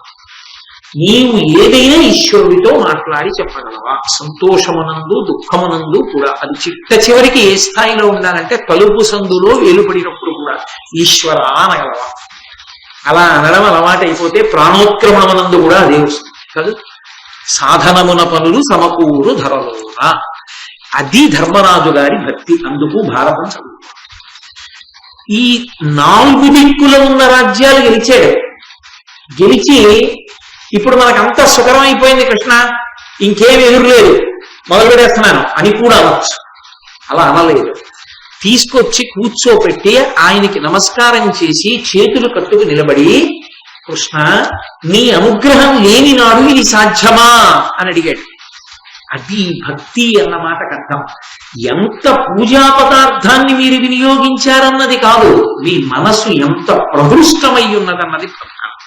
అందుకే నేను మీతో మనవి చేసే పూజలో తెలిసిపోతుంది. శుద్ధ ఆచమనీయం సమర్పయామి అంటాడు. ఎన్ని మాటలు విడిచిపెడతాడు నీళ్లు, ఒక్క మాటకు వస్తాడు. నిజంగా నువ్వు ఆచమనీయం ఆయనకి ఇచ్చింది నిజమైతే, నువ్వు ఆచమనీయం తీసుకున్నప్పుడు 3 మాటలు పుచ్చుకున్నావా? ఈశ్వరుడు పుచ్చుకోడా? ఆయనకి 3 మాటలు ఇవ్వాలిగా. 3 మాటలు ఇచ్చేటప్పుడు ఇలా ఇలా ఇలా అంటే నువ్వు తీసుకోగలవా? ఒకసారి గుటక వేసి కంఠాన్ని దాటితే తప్ప ఆచమనంలో మళ్ళీ పుచ్చుకోకూడదు. మరి నీకు ఇలా చేతిలో పోసుకుని ఇక్కడ పెట్టుకుని చప్పుడు లేకుండా గుటక వేయడానికి కొంత సమయం పడితే, ఈశ్వరుడికి కూడా పుచ్చుకోవడానికి కొంత సమయం పడుతుందా? మరి నువ్వు ఉద్ధరణితో నీళ్లు విడిచిపెట్టేటప్పుడు ఒకసారి విడిచిపెట్టిన దానికి 2వసారి విడిచిపెట్టిన దానికి మధ్యలో ఆ సమయాన్ని పరిపాలన చెయ్యాలా? అది లేని నాడు ఏం పూజ చేసినట్లు? మనసు ఎక్కడ నిలబడింది? నాలుక చెప్తోంది, కర్మేంద్రియం చెయ్యి చేసింది. ఈశ్వరుడు అన్నాడు నాకెందుకు? ఆ ఉద్ధరిని నేను, నీ సప్తధాతువులు నేను, ఆ నీళ్లు నేను, అన్నీ నేనే. అన్నీ నేనైనా నీ మనసు పెడితే నేను పుచ్చుకుంటా. నేను లేనివాడము కాను, కాఠిన్యము లేనివాడు, నాదని నేను అహంకరించను. నువ్వు సంతోషంగా ఇస్తే నేను పుచ్చుకుంటా. అది అనుబంధం అన్న మాటకు అర్థం. అందుకే పూజ అనగా అనుబంధ సంస్మరణము. ఆ ప్రేమతో చేసేది పూజ తప్ప ఆ ప్రేమ లేకుండా చేసేది యాంత్రికము. అదొక తొంతు అంటారు. తొంతు అంటే మనసు అక్కడ ఉండదు, చెయ్యాలి కాబట్టి చేస్తూ ఉంటారు. ఏదో ఆయన తొంతు చేశాడండి అంటారు. కాబట్టి చాలా చోట్ల జరిగేటటువంటి పూజలన్నీ తొంతులు. సత్యనారాయణ వ్రతం చేస్తున్నామంటారు. సత్యనారాయణ వ్రతం చేస్తే సత్యనారాయణ వ్రత మంటపం కన్నా పైకి ఎవరైనా కూర్చోవచ్చా? ఆయన కన్నా పైకి ఎలా కూర్చుంటావు? కింద కూర్చోవాలి ఆయన కన్నా. ఆ వచ్చిన వాళ్ళందరూ కుర్చీల్లో కూర్చుంటే అది వ్రతం ఎలా అవుతుంది? ఆయన్ని అవమానించడం అవుతుంది. అంత నీకు మోకాలు నొప్పులైతే గడప అవతల కూర్చో, మంత్రం వినపడుతోందిగా. అక్కడికి నువ్వు కుర్చీకి కూర్చోవడం ఎందుకు? నీ పెద్దరికం. కూర్చుంటే కింద కూర్చోలేకపోతే గడప అవతల కుర్చీలో కూర్చో. తగుదునమ్మ అని నవగ్రహ మంటపం, అష్టదిక్పాలకులు, సత్యనారాయణ స్వామి ఇంతమందిని పిలిస్తే వీడు ఒక్కడు కుర్చీ. నీకు గౌరవం భక్తి ఉంటే ఇంతమంది వస్తున్నారండి పెద్దవాళ్ళు, కుర్చీ ఎందుకంటే నేను గడప అవతల కూర్చుంటే దోషం రాదు అని గడప అవతల కూర్చో. నిజంగా కూర్చోలేకపోతే దోషం ఏం లేదప్పుడు. అక్కడ ఎందుకు? మండపం పక్కన, మండపం పక్కన కూర్చుంటారు. పెళ్లి జరిగేటప్పుడు చూడండి, సర్వమంగళాదేవతని పిలిచి కొబ్బరి బొండం మీద మంగళసూత్రాన్ని పెట్టి పూజ చేస్తుంటారు. దిక్కుమాల కాల్చిన పెద్దరికం, ఒంటికి వయసు వచ్చిందని చెప్పులు వేసుకుని పెద్దవాళ్ళు కుర్చీలు వేసుకుని కూర్చుంటారు అక్కడ. ఎందుకని? ఏం కనపడకపోతే, నువ్వు చూడకపోతే కాలిపోయింది అక్కడ క్రతువు. నువ్వు చూడకపోతే వచ్చిన నష్టం ఏమిటి? సర్వమంగళాదేవతని ఆరాధన చేస్తుంటే చెప్పులు వేసి కూర్చుంటావా? అదే నీ పెద్దరికం. ఎందుకు నువ్వు పీటల మీద అక్కడ చెప్పులు వేసుకుని సెల్ ఫోన్లు పట్టుకుని ఫోటోలా? జరుగుతున్నది సర్వమంగళాదేవత యొక్క పూజ. ఆ పిల్ల జీవితం దాని మీద ఆధారపడిందా? ఆ మంగళసూత్రం ఉంటే కదా ఆ పిల్ల గౌరవం, ఆమె బతుకంతా దాని మీద ఆధారపడిందా? కనీసం నీకు భక్తి లేకపోతే దయ లేదు ఆ పిల్ల మీద? కారుణ్యం ఉండద్దు ఆ పిల్ల చల్లగా ఉండాలని? చెప్పులు ఇప్పి వేదిక మీదకి వెళ్ళలేవు. పోనీ అంత కూర్చోలేకపోతే కింద కూర్చోవచ్చుగా, ఎందుకు వేదిక మీద? అసలు పెళ్లిలో వేదిక మీద కూర్చోబెట్టకపోతే అమ్మ బాబోయ్ పెద్దరికం ఇంకేనా ఉన్నట్టే. కాబట్టి అక్కడే కూర్చోవాలి, కుర్చీలు వేసుకొని. కింద కూర్చోకూడదు. క్రతువు చక్కగా చూడడం, అక్షతలు వేరు. కూర్చుని చూద్దాం అనుకున్న కన్నా పేరాశ ఇంకొకటి లేదు పెళ్లిలో. ఏమీ కనపడదు. చుట్టూ ఉన్న వాళ్ళు సెల్ ఫోన్లట్టు నిల్చుంటారు. వీడికి ఏం కనపడతాయంటే ఫోటోలు తీసుకునేవాడి పృష్ఠభాగాలు కనపడుతుంటాయి. శ్రద్ధ లేని స్థితి ఎక్కడి నుంచి వస్తాయి? ఫలితాలు రమ్మంటే రావు. సా శ్రద్ధ గదితా సిద్ధి యా వస్తూపలభ్యతే. కాబట్టి నేను భారతం చెప్పట్లేదు అనుకోకండి, భారతమే చెప్తున్నాను. కాబట్టి ధర్మరాజు గారు శ్రీకృష్ణ భగవానుని యందు అంత ఆదర బుద్ధి చూపించారంటే కృష్ణుడు కొరగట్లేదు, ధర్మరాజు కొరుగుతోంది. నీ మనసుని బట్టి, నీ అధ్యవసాయాన్ని బట్టి, నీ మనసుకి ఉన్నటువంటి పరిపక్వతని బట్టి భగవద్ అనుగ్రహము ప్రసరిస్తుంది. కాబట్టి ఇప్పుడు కృష్ణ భగవానుని కూర్చోపెట్టి ఆయనని పరమ పూజనీయంగా మాట్లాడితే కృష్ణుడు అన్నాడు, పూజ్యుడ వెల్ల వంశముల భూపతులందును ధర్మ నిర్మల ప్రాజ్య విభూతి నద్ది విజపాలకు అట్టిగా నీకయొప్పే సామ్రాజ్యము దైవ సంపదయు మానుష సంపద పేర్మికావునన్ యాజ్యుడవిపుడు నీవు భారతాన్వయ భూషణ ధర్మనందన. ఓ ధర్మనందన, నువ్వు భారతాన్వయ భూషణ. ఆ కౌరవంశంలో జన్మించినటువంటి వాళ్ళందరిలోకి కూడా చాలా విశేషమైనటువంటి కీర్తి పొందినటువంటి వాడా. పూజ్యుడ వెల్ల వంశముల భూపతులందును, అన్ని వంశాలలో పుట్టినటువంటి రాజులలోకెల్లా పూజనీయుడైనటువంటి వాడా. ధర్మ నిర్మల ప్రాజ్య విభూతిన దివిజపాలకు నట్టిడ నీకయొప్పే. దేవేంద్రుడు దేవతలందరికీ ప్రభువై ఉన్నటువంటి ఆ స్థితి కన్నా కూడా ఇప్పుడు సార్వభౌమ పదమనందు కూర్చుని సమస్త రాజన్యులను గెలిచినటువంటి నీ గొప్పతనం చాలా విశేషమైనది కదా. సామ్రాజ్యము దైవ సంపదయు మనుష సంపద పేర్మికావునన్. ఇది మనిషికి ఉండవలసి. ఎందుకు రాజసూయం జరుగుతుందో చెప్తున్నాడు. సామ్రాజ్యము, ఇప్పుడు నీకు సామ్రాజ్యం యావత్ ధరణి నీది. దైవ సంపదయు, ఇన్ని ఉండి చేద్దామన్నా దైవానుగ్రహం ఉండాలి. నీకు దైవానుగ్రహం ఉంది. మానుష సంపద, కావలసినంత మనుష్య సంపద నీకుంది. పేర్మికావునన్, విక్కుటంగా ఉన్నాయి. కాబట్టి యాజ్యుడవిపుడు, ఇప్పుడు నువ్వు యజ్ఞం చేయడానికి అర్హత పొంది ఉన్నవాడు. ఒక యజ్ఞాన్ని సంకల్పం చేసినప్పుడు ఈ పద్యాన్ని తప్పకుండా జ్ఞాపకం పెట్టుకోవాలి. యజ్ఞశాల వేసేసాం, కావలసిన సంభారాలన్నీ తీసుకొచ్చేసాం, మేమిప్పుడు యజ్ఞం చేసేస్తున్నాం అనేటటువంటి అతిశయం కాదు. మూడవది ప్రధానం, దైవ సంపద. ఆ యాగం చక్కగా జరగాలి అంటే ఉండవలసినది దైవానుగ్రహం. దైవానుగ్రహాన్ని పొందడానికి ఒకే ఒక్క మార్గం, ఇలా వినయంతో తల ఉంచి చిత్తశుద్ధితో పరమేశ్వరుడికి నమస్కారం చేయడం. ఆ మూడు ఉన్న చోట యాగం జరుగుతుంది. యాగం ఎక్కడ జరిగిందో అక్కడ యాగ నిర్వాహకులకే కాదు సమస్త జనావళికి లాభం చేకూరు. దేవతలందరూ వచ్చి వెడతారు కాబట్టి ఊరు చల్లగా ఉంటుంది. ఎంతమంది ప్రదక్షిణం చేశారో అంతమందికి అదృష్టం పడుతుంది. కాబట్టి ఇప్పుడు నువ్వు చక్కగా ఈ యాగాన్ని నిర్వర్తించు అన్నాడు కృష్ణ పరమాత్మ.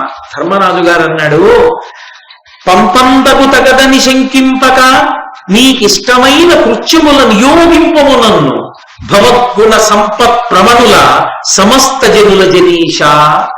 జనీష నువ్వయ్యా, జనులకందరకు ఈశ్వరుడివి.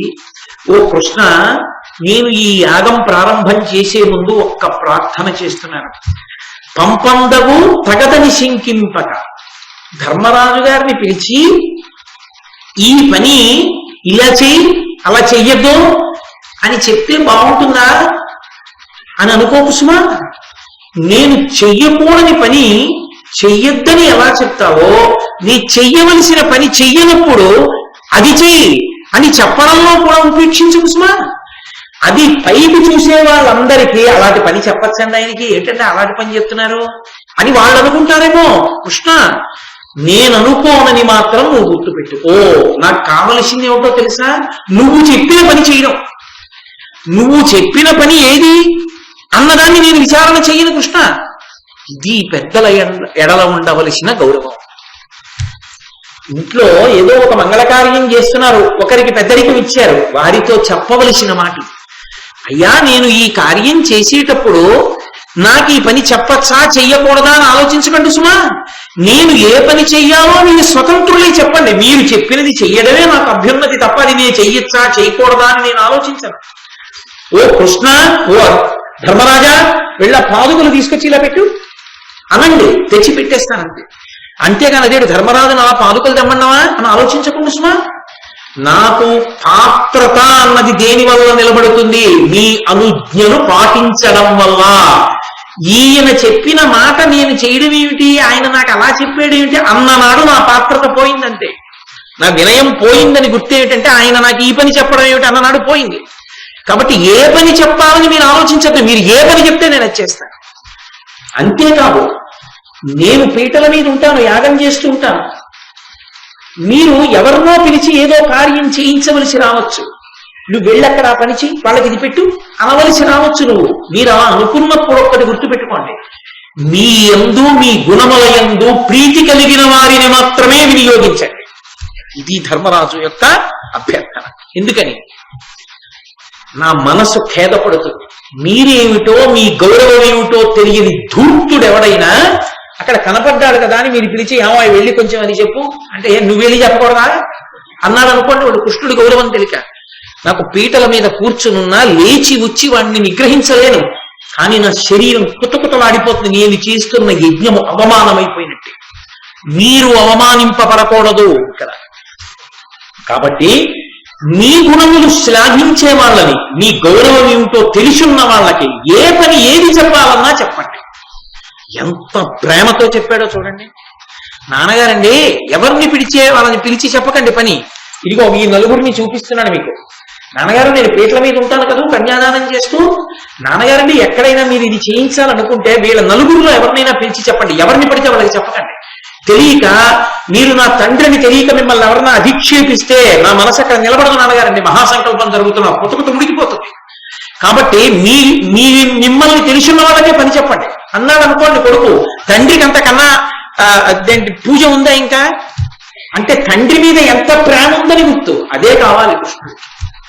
ఉంటే కదండి పైకి వచ్చేది. మెట్ట వేదాంతం అని మాట ఉంటుంది, మనసులో ఉండాలి కానీ పూజ ఎందుకండి అంటాడు. నీ కొడుకు మీద ప్రేమ ఉండాలి కానీ వాడికి అన్నం పెట్టడం ఎందుకండి, వాడికి బట్టలు కొనడం ఎందుకండి? ఆగుతావా? నీ కొడుకు మీద ఉంటే వాడికి బట్టలు కొంటున్నావు, వాడికి మోటార్ సైకిల్ కొంటున్నావు, వాడికి మంచి అన్నం పెడుతున్నావు. ఎక్కడో హైదరాబాద్ లో ఉంటే కొత్తపల్లి కొబ్బరి వచ్చాయిరా అని చెప్పి అట్టపెట్టిలో పెట్టి బస్సుకిచ్చి పంపిస్తున్నావు. నీ కొడుకు అయితే ప్రేమ అయితే చేస్తావా? ఈశ్వరుడికి అయితే మనసులో ఉంటే చాలా. కొడుకు కూడా పెట్టుకో మనసులో. కొడుక్కి పెడతాట, ఈశ్వరుడికి పెట్టట. మెట్టవేద లేదని చెప్పడు, ధూర్తతనం, వాదన, అక్కర్లేని విషయాల్లో ప్రవేశించడం. కాబట్టి మహానుభావులు ధర్మరాజు మాట్లాడేటంటే అంత అందంగా అని చెప్పి నకులుణ్ణి పిలిచి నువ్వు స్వయంగా వెళ్ళి, పెద్దనాన్నగారు ఉన్నారు ధృతరాష్ట్రుడు, పెద్దనాన్నగారిని, తాతగారు ఉన్నారు భీష్మాచార్యుల వారు, అన్నదమ్ములున్నారు దుర్యోధన దుశ్శాసనులు, అంతేకాదు మహాపూజనీయులు ఎవరు కనపడితే ఉత్తర క్షణంలో మనం వారికి ఎడం చేతి వైపు మన కుడి చేతి వైపున ఉంచి తిరగాలో అంతటి మహాపూజనీయులైనటువంటి ద్రోణాచార్యుల వారు, కృపాచార్యుల వారు ఉన్నారు. వాళ్ళు మన గురువులు. వాళ్ళకి శుభలేఖ వేసి ఏదో కబురు చేయడం కాదు, నువ్వు స్వయంగా వెళ్ళి రథాలు పట్టుకెళ్ళి వాళ్ళని ఎక్కించి తీసుకురా. మీరు వచ్చేయండి అని చెప్పడం కాదు, ఒకరిని తీసుకెళ్లడంలో అంత గౌరవం ఉండాలి. అది గౌరవం అంటే, అది మర్యాద అంటే. దానికి ప్రసన్నుడయ్యేది గురువు. నువ్వు మిగిలిన వాళ్ళని రమ్మని కబురు చేశాడు. ఎవరిని? సమస్త ధరామండలమనందున్న చాతుర్వర్ణముల వారిని రమ్మన్నాడు. ఒక్క పెద్దనాన్నగారు, తాతగారు, గురువు గారులని మాత్రం నకులా నువ్వు దగ్గర ఉండాలి. వాళ్ళని రథం ఎక్కించు. వాళ్ళు కూర్చున్నారా, క్షేమంగా భద్రంగా ఉన్నారా, ఇప్పుడు నువ్వు దగ్గరుండి తీసుకురా. దగ్గరుండి చెయ్యి ఇచ్చి దింపి తీసుకొచ్చి విడిదిలో దింపు. ఎందుకని? వచ్చిన వాళ్ళు మహాత్ములు. గురువు గారు వచ్చేటప్పటికి నేను ఎక్కడో ఉండొచ్చు, కానీ నా ప్రతినిధిగా, నా తమ్ముడిగా నువ్వు ఉండి దింపాలి. అది అన్నదమ్ములంటే. కాబట్టి నువ్వు వెళ్ళి స్వయంగా తీసుకురా. బయలుదేరాడు నకులుడు, తీసుకొచ్చాడు ధృతరాష్ట్రుడిని, తీసుకొచ్చాడు దుర్యోధన దుశ్శాసనుల్ని, వాళ్ళ యొక్క మిగిలినటువంటి సోదరుల్ని, భీష్మాచార్యుల వారిని, ద్రోణాచార్యుల వారిని, కృపాచార్యుల వారిని అందరినీ తీసుకొచ్చాడు. ధర్మరాజు గారు వెళ్ళాడు. భీష్మాదులందరూ వచ్చి కూర్చున్నారు ఉచితాసనముల మీద. అందరి దగ్గరికి వెళ్ళి 2 చేతులొగ్గి నమస్కరించాడు. అది పెద్దల పట్ల గౌరవం అంటే. ఉగ్గి నమస్కరించి ఒక మాట అన్నాడు, నీ అనుగ్రహమున చేయంగ గడగితి ఇమ్మహాధరంబు నిమ్మితోడా దీని నిందరును అనూనంబుగా భూని పెంపు మెరసి నిర్వహింపవలయు. నేను రాజసూయం చేస్తున్నాను అనుకోకండి, మీ అందరి అనుగ్రహం నా చేత రాజసూయం చేయిస్తోంది. కాబట్టి మీ అందరూ కూడా ఈ యాగ నిర్వహణ నా చేత జరిపించి నన్ను కృతకృత్యుణ్ణి చెయ్యండి అని వాళ్ళకి పెద్దరికం ఇచ్చాడు. పెద్దరికం ఇచ్చి ఎవరెవరు ఏ కార్యములను చూస్తూ ఉండాలో చెప్పాడు. ఎందుకని పెద్దరికానికి ఒక నియమం ఉంటుంది. అడగలేదనుకోండి చెప్పరు, అడగకుండా చెప్పకూడదు, అది మర్యాద. అనవసరపు పెద్దరికం. తీరా చెప్పిన తర్వాత మాకది అలవాట్లేదండి అన్నాడు అనుకోండి, ఏమైపోతావు? ఈ పెద్దరికం కాలిపోతుంది. ఎందుకు అక్కర్లేని పెద్దరికం నీకు? అందుకని అడగకుండా చెప్పకూడదు. మహానుభావుడు స్వామి హనుమకి తెలుసు, మతంగ మహర్షి ఉన్నటువంటి ఋష్యమూక పర్వతం మీదకి వెళ్ళిపోతే వాలి చచ్చిపోడు, సుగ్రీవుడు చచ్చిపోడు, వాలి అక్కడికి రాడని తెలుసునా చెప్పలేదు. సుగ్రీవుడు పరిగెడుతున్నాడు, బాను పరిగెత్తాడు. భూమండలం అంతా తిరిగి వచ్చేసాడు. తిరిగి వచ్చేసిన తర్వాత ఆఖరణ ఓ సందర్భంలో అడిగాడు వాలి, సుగ్రీవుడు, ఏమి ఎందుకు చెప్పలేదు ఈ విషయం ముందే నాకు అడిగాడు. నువ్వు అడగలేదు కదా. అడగాలి. పెద్దల దగ్గరికి వెళ్ళినప్పుడు అడిగి నిమంత్రణం చేసుకోవాలయ్యా, మీరు మాకు ఈ కార్యాన్ని మీరు లేని నాడు ఎలా జరుగుతుంది, మీరు నిర్వహించండి అని చెప్పాలి. కాబట్టి భీష్మునికి ద్రోణునికి ఇచ్చాడు అధికారం. ఇది పెద్దరికం. మహాభారతాన్ని చూసి నేర్చుకోవాలి. భీష్మద్రోణులకి ఈ పనులు చెయ్యండి అని చెప్పలేదు, కార్యాకార్యముల యందు ఆజ్ఞ చేసే అధికారము ఇది. ఎందుకని? ఇంటి పెద్దవాడు, వంశ పెద్ద తాతగారు భీష్మాచార్యుల వారు. తాతగారు నీ పని ఏమిటో తెలుసా? అలా కూర్చుని కార్యాకార్యముల యందు శాసనం, ఒరే ధర్మజా ఈ పని చెయ్యి, ఒరే ధర్మజా ఈ పని చెయ్యకు, ఈ రెండిటిని చెప్పడం ఈ అధికారం. కులమునందు తన కుటుంబమునందు పెద్దవాడైన భీష్ముడికి అధికారం ఇచ్చాడు, గురువైన ద్రోణునికి అధికారం ఇచ్చాడు. గురువు అధికారి అలా చెప్పడానికి.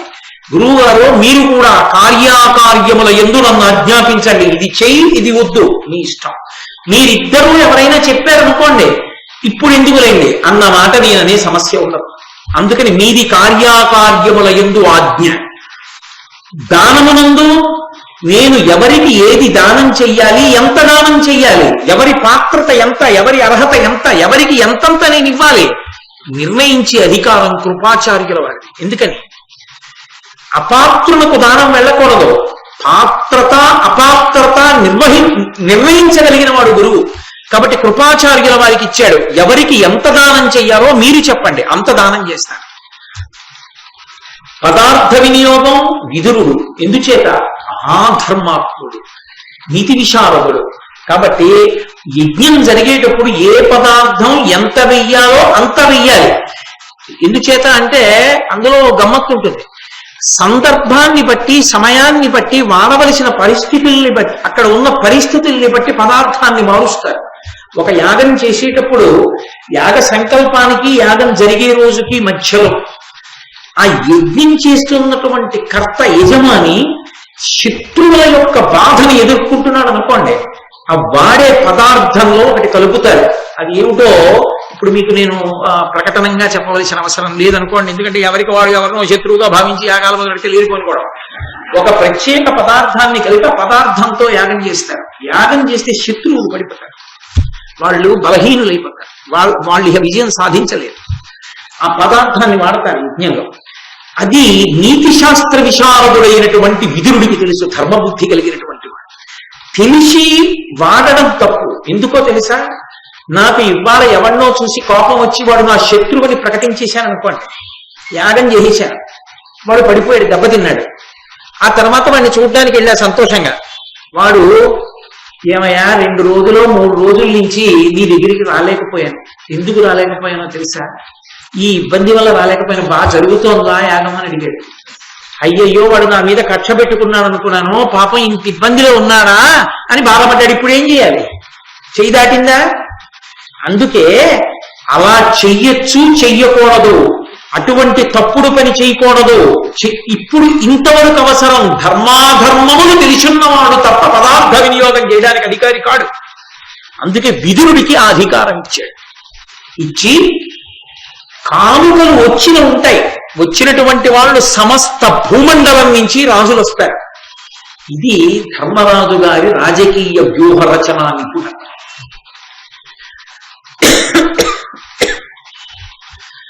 ఆ వచ్చిన రాజులు ఎన్నో కానుకలు తెస్తారు. అవి ఏం సామాన్యమైన కానుకలు కావు. వజ్రవైడూర్యాలు, రత్నాలు రాసులుగా తెస్తారు. ఇవి పుచ్చుకోవడానికి ఒక అధికారి ఉండాలి. నిమిషానికి ఒకరు పుచ్చుకున్నారనుకోండి, పక్క నుంచి జారిపోతాయి. అందుకని ఎవరో ఒకరు ఉండాలి. ఉండి వాడివన్నీ పుచ్చుకుని ఎవరెవరు ఏంటి ఇచ్చారో తెలుసుకుని జాగ్రత్తగా కోశాగారానికి చేర్చగలిగిన వాడై ఉండాలి. గొప్ప వ్యూహరచనా నిపుణుడు ధర్మరాజు గారు. ఏ తెలివి తక్కువ వాడేం కాదు. అందుకే తిక్కన గారు మెత్తని పులి అన్నాడు ధర్మరాజు గారు. మహా తెలివైన వాడు రాజకీయంలో. అందుకే దుర్యోధనుడికి ఇచ్చాడు ఆ పదవి. ఎందుకని? ఎప్పుడూ ఏదో ఒకటి ఏడుస్తుంటాడు. ఏడవడానికి బాగా అవకాశం. అందరూ పట్టుకొచ్చి నిస్తుంటే కోశాగారం నిండిపోతోంది అనుకోండి, ఏమి ధర్మరాజు గారు, ఏమి యాగం, సార్వభౌముడని వంగి వంగి నమస్కరించిస్తుంటే ఇది పుచ్చుకుని ఇస్తుంటాడు లోపల. దుర్యోధనుడి తప్పు ఎక్కడుందంటే, పొంగిపోయి ఇచ్చిన పదవి వెంటనే ఒప్పుకుని పెద్దవాళ్ళని కూర్చోబెట్టి తలో పదవి ఇచ్చాడు కదా అని తప్పకుండా పుచ్చుకుంటానన్నాడు. పుచ్చుకోవడం మొదలెట్టాక బాధ మొదలై, అయ్య బాబోయ్, ఈ పళ్ళాలు నిండా ఈ వజ్రాలు ఏమిటి, ఈ వైడూర్యాలు ఏమిటి, ఈ రత్నాలు ఏమిటి, ఈ రాసులు ఏమిటి, ఈ బంగారం ఏమిటి, ఈ ధనకనక వస్తువాహనాలు ఏమిటి, ఇన్నే తెల్లారగట్ట నుంచి రాత్రి వరకు పుచ్చుకోను, కోశాగారానికి పంపిస్తుండరు. ఇంత సంపదే ధర్మరాజుకి, ఇన్ని కానుకలే, ఇంతమంది శిరసు ఉంచి నమస్కరించడమే, ఇంత వైభవమా, నా బతుకు అందుకోవడమా అని కడుపు మండిపోయింది. మయసభలో ఈ రాజసూయాగంలో దుర్యోధనుడు ఈ పదవి నిర్వహించడమే కురుక్షేత్రానికి బీజం పడి. కావలసినంత అన్నం పెట్టాడు, అసూయ పడ్డాడు. అందుకని కానుకలన్నీ దుర్యోధన నువ్వు పుచ్చుకోరా అన్నాడు. అలాగే అన్నయ్య అన్నాడు సంతోషంగా. ఏదో మంచి పదవి ఇచ్చారు కదా, చేసి ఇచ్చారు. దుర్యోధనుడు ఇచ్చాడు. దుశ్శాసనుణ్ణి పిలిచాడు. నువ్వు భక్ష్య భోజ్యాది ఆహారం అందరికీ పెట్టించు. ఎందుకని? దుశ్శాసనుడి యొక్క శీలంలో ఒక పెద్ద బలహీనత. వాడికి యుక్తాయుక్త విచక్షణేమి ఉన్నది. వాడికి సర్వకాలముల యందు అన్నగారు అధికారి. అన్నయ్య ఏం చెప్తే చేసేస్తాడు. కనీసం అయ్యో అన్నయ్య చెప్తే మాత్రం ఇలా చెయ్యొచ్చా అన్న ఆలోచన వాడికి ఏముండదు. దుర్యోధనుడు ఏం చెప్తే చేస్తాడు. అందుకే తీసుకెళ్లి ధర్మరాజు గారు భక్ష్యభోజ్యములు భోజనాలు పెట్టే చోట పెట్టాడు. ఇద్దరికీ సరిపోతుంది. ఎంతమంది తిన్నారో తెలుసా? ఎంత కడుపు నిండా తిన్నారో తెలుసా? ఎక్కడ వండించాడో, ఎన్ని పప్పులు, ఎన్ని పాయసాలు, ఎన్ని కూరలు, ఎన్ని పచ్చళ్ళు, ఎన్ని పులుసులు అని వీడు చెప్పుకేడవా. ఇన్ని కానుకలు వచ్చాయి, ఎంత డబ్బు వచ్చింది అని వాడు ఏడవా. ఇంటికి వెళ్ళాక ఇద్దరూ కూర్చుని ఏడవడానికి, ఇద్దరూ మాట్లాడుకోవడానికి శ్రోత వక్త అక్కర్లేదు. వక్త శ్రోత ఇద్దరూ అవుతారు. కాసేపు వాడు వాడికి అలసటొస్తే వీడు. ఇద్దరు చెప్పుకు చెప్పుకు చెప్పుకు చెప్పుకు విని విని విని విని విని విని విని విని ఏడవడానికి సరిపోతుంది. దుర్యోధన దుశ్శాసనలకి 2 పదవులు కట్టబెట్టాడు. చక్కగా యాగశాల ప్రవేశం చేస్తున్నాడు. అసలు ఆ యాగశాల ప్రవేశం అంటే అది అంత అందంగా ఉంటుంది. ఈసారి మనం అయ్యప్ప స్వామి దేవాలయంలో యాగం చేసినప్పుడు ధర్మరాజు గారంత గొప్పగా కాకపోయినా నన్నయ్య గారు మనకి నేర్పినటువంటి నీతి పాటించి యాగశాల ప్రవేశం చేద్దాం. ఆ యాగశాల ప్రవేశం చెప్తూ అంటాడు, ప్రాజ్ఞుడు విశేష ధర్మ విధిజ్ఞుడు ధర్మజుడు యజ్ఞదీక్షితుడయి విప్రజ్ఞాతి పరివృతుండయి యజ్ఞాయతనమున కలిగే అధిక విభూతి.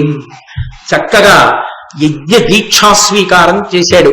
దీక్ష అన్న మాట యథార్థమునకు అన్వయం దేనికో తెలుసా? ఇక దేనికి లేదు. నేను దీక్ష తీసుకున్నాను అన్న మాట దేనికి వస్తుందంటే ఒక్క యజ్ఞం చేస్తేనే దీక్ష. యజ్ఞం చేసేటప్పుడు యజ్ఞం చేసేవాడే దీక్ష పట్టాలని లేదు. యజమానిగా ఒకడు యజ్ఞం చేస్తుంటే యజమాని తమ్ముళ్ళందరూ కూడా వస్తారు, అన్నలు, వాళ్ళు కూడా దీక్షితులు అవుతారు. ఆ యజ్ఞమునందు పాల్గొంటున్న వాళ్ళందరూ దీక్ష తీసుకుంటారు. అది ఈశ్వరానుగ్రహానికి హేతు. వాళ్ళందరూ దీక్షా స్వీకారం చేసి ఈ దీక్షితులైన వాళ్ళందరూ కూడా యాగశాల ప్రవేశం చేస్తారు. ఆ యాగశాలకి నడిచి వెళ్ళేటప్పుడు వేద నినాదము ఆశీర్వాద నినాదము అనేక వాదిత్ర మహానాదంబు చెలగా అవ్యనినాదంబు జలంబులకు వినపడకుండన్ అన్య నినాదంబు జలంబులకు వినపడకుండన్. ఆ యాగశాల ప్రవేశం చేస్తుంటే ఆ ఋత్విక్కులందరూ గట్టిగా వేదం చదువుతుంటే ఒక పక్క వేదమంత్రాల యొక్క ఘోష, ఒక పక్క ఆశీర్వాద నినాదము, చక్కగా కొంతమంది బ్రాహ్మణులు పెద్దలు అందరూ కలిసి ఆశీర్వచనం చేస్తుంటే అనేక వాదిత్ర మహానాదంబు చెలగా అనేకమైనటువంటి మంగళవాయిద్యములు మోగుతుంటే మంగళవాద్యముల యొక్క ఘోష పైకి వినపడుతుంటే అన్యనినాదంబు జనంబులకు వినపడకుండా ఎవరో ఏదో పిచ్చి మాటలు మొదలెట్టారనుకోండి, అప్పుడు ఆ మాట వినపడదు, కాసేపు వినపడదు కాబట్టి ఆపేస్తాడు. ఆగిపోయేటట్టుగా అన్యమైన ప్రసంగాలు అంత గట్టిగా వేదమంత్రాలు చదువుతూ అంత గొప్పగా ఆశీర్వచనం చేస్తూ అంత గట్టిగా మంగళవాద్యం చేస్తూ యాగం చేసేటటువంటి వాళ్ళందరూ దీక్షితులై ఆ సంభారములను చేత పట్టుకుని పరమ పవిత్రంగా భగవన్నామని చెప్తూ తన వారి అందరితో కలిసి జ్ఞాతులతో కలిసి అంటే దుర్యోధనాదులతో కలిసి అందరూ కలిసి యాగశాల ప్రవేశం చేశారు. ఎందుకని? యాగశాల అన్న మాటకి గొప్పతనం ఎక్కడొచ్చిందంటే దేవతలు వచ్చి కూర్చుంటారు అక్కడ. అది దేవతలు కూర్చునే భూమి. ఎందుకని? నన్ను, నా తమ్ముణ్ణి, నా భార్యని, నా బిడ్డల్ని మీరు మీ ఇంటికి భోజనానికి పిలిచారనుకోండి, నేను తిన్నగా వచ్చి భోజనం చేస్తానా, వచ్చి ఒక్క నిమిషం కూర్చుంటానా, కాళ్ళు కడుక్కోండి అంటారా, కూర్చుంటానా ఒక్క గడియ? కూర్చున్న తర్వాత కదా అయ్యా వర్ధన చేసేసాను రండి అంటారు, అప్పుడు కదా పెడతాను. హవిస్సు ఇచ్చేటప్పుడు ఆ హవిస్సు పుచ్చుకోవడానికి ముందు కూర్చుంటారు కదా దేవతలందరూ. దేవతలు కూర్చున్న భూమి సుసంపన్నమైన భూమి. మరి గోమయం చేత అలికి అలా సిద్ధం చేస్తారు దాన్ని. యజ్ఞదీక్షితుడై దురద వేస్తే గోక్కోవడం కూడా ఇక గోళ్లతో గోక్కోకూడదు, దుప్పి కొమ్ము జేబులో పెట్టుకోవాలి, పంచెలో పెట్టుకుని ఆ దుప్పి కొమ్ము తీసి గోక్కుంటారు. అలా యజ్ఞదీక్షితుడై ఇంత మంగళధ్వనితో ఆ యాగశాల ప్రవేశం చేశాడు ధర్మరాజు గారు. ఆ ఋత్విక్కులందరినీ వరించాడు. మూర్తీభవించిన అనంత వేదాల వంటి వారైన పైల ధౌమ్యులు ఋగ్వేద తంత్రాన్ని నిర్వహించేటటువంటి ఋత్విక్కులుగా, అసలు వాళ్ళ దర్శనం చాలండి, వాళ్ళ పేర్లు వినడం చాలు. యాజ్ఞవల్క్యుడు యజుర్వేద తంత్రాన్ని నడిపే ఆధ్వర్యుడుగా, వేదవ్యాసుడు ప్రధాన ఋత్విక్కైన బ్రహ్మగా, ఏ వేదవ్యాసుడు మహాభారత రచన చేశాడో ఆ వేదవ్యాసుడే బ్రహ్మగా ఉన్నాడు యజ్ఞానికి. అందుకే మహాభారతం ఇతిహాసం.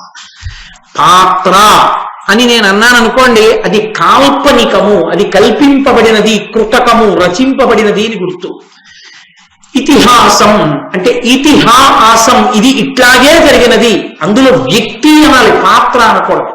వ్యాసుడు వ్యక్తి, భీముడు వ్యక్తి, ధర్మరాజు గారు వ్యక్తి, ధర్మరాజు గారు పాత్ర అనకూడదు. పాత్ర అంటే అది ఎవడో కల్పించాడు, ఎవడో నాటకం వేశాడు కాదు, అది అలా జరిగింది యథార్థంగా. కాబట్టి వేదవ్యాసుడు కూడా అందులో ఒక వ్యక్తి.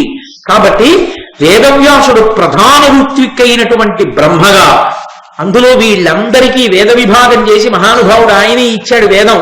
ఎంత మురిసిపోతాడు ఈ శిష్యుల్ని చూసుకుని గురువుగారు. సుసాముడు సామవేద తంత్రాన్ని నడిపే ఋత్విక్కుగా ఈ నలుగురి యొక్క పుత్ర శిష్య సమూహాలతో, మళ్ళీ ఈ నలుగురి యొక్క కొడుకులు, నలుగురి యొక్క శిష్యులు, వీళ్ళందరూ కలిసి మైత్రావరుడు, అచ్చావకుడు మొదలైన వారు సహాయ ఋత్విక్కులుగా, నారదాది బ్రహ్మర్షులు సదస్యులుగా అంటే వచ్చి కూర్చుని చూసేటటువంటి వారు, భీష్మాది రాజర్షులు సహాయులుగా, భీష్ముడు మొదలైనటువంటి రాజర్షులందరూ కూడా యాగ నిర్వహణకి సహాయం చేస్తున్నారు. అన్ని విధాల సమగ్రమై 6 వేదాంగాలైన శిక్ష వ్యాకరణాదులతో నిండినదై సంపూర్ణమైనటువంటి దక్షిణలతో యజ్ఞం చేసేటప్పుడు దక్షిణ ఇవ్వడము వెనక్కి తీయకూడదు. ఎక్కడ సుసంపన్నమైన దక్షిణతో యజ్ఞం జరుగుతుందో ఆ యజ్ఞము పురుష రూపాన్ని ధరించి వెళ్లి ఇంద్ర సభలో నిలబడుతుందని చెప్పి మీరు మొన్న తెలుసుకున్నారు.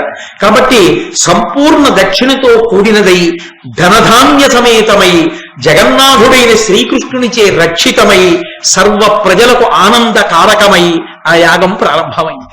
ఒక యాగం జరుగుతుంటే ఆనాడు శ్రీరామాయణంలో బాలకాండలో దశరథ మహారాజు గారు పుత్రకామేష్టి చేస్తున్నప్పుడు, అశ్వమేధయాగం చేస్తున్నప్పుడు సరయూ నది ఒడ్డున వేసినటువంటి పెద్ద పెద్ద పందిళ్లలో కొన్ని వేల మంది ఎక్కడ చూసినా 2 మాటలట, ఇక వద్దు చాలు, ఇక వద్దు చాలు, బ్రేవమని త్రేణిస్తూ బయటకు వచ్చేవారట. అలా కొన్ని లక్షల మంది వస్తుండేవారు, తింటుండేవారు, పెడుతుండేవారు. ఆ ధర్మరాజు గారి మంత్రులు చెప్పారు, కోశాగారం అంతా ధాన్యంతో, పప్పులతో, నీతితో, నూనెతో నిండిపోయి ఉంది. ఎన్ని లక్షల మంది తిన్నా పర్వాలేదు. 4 దిక్కులకు వెళ్లి తమ్ముళ్ళు అంత ఐశ్వర్యాన్ని తీసుకొచ్చారు. ఇంతమందికి భోజనాన్ని తయారు చేస్తున్నారు, వడ్డిస్తున్నారు.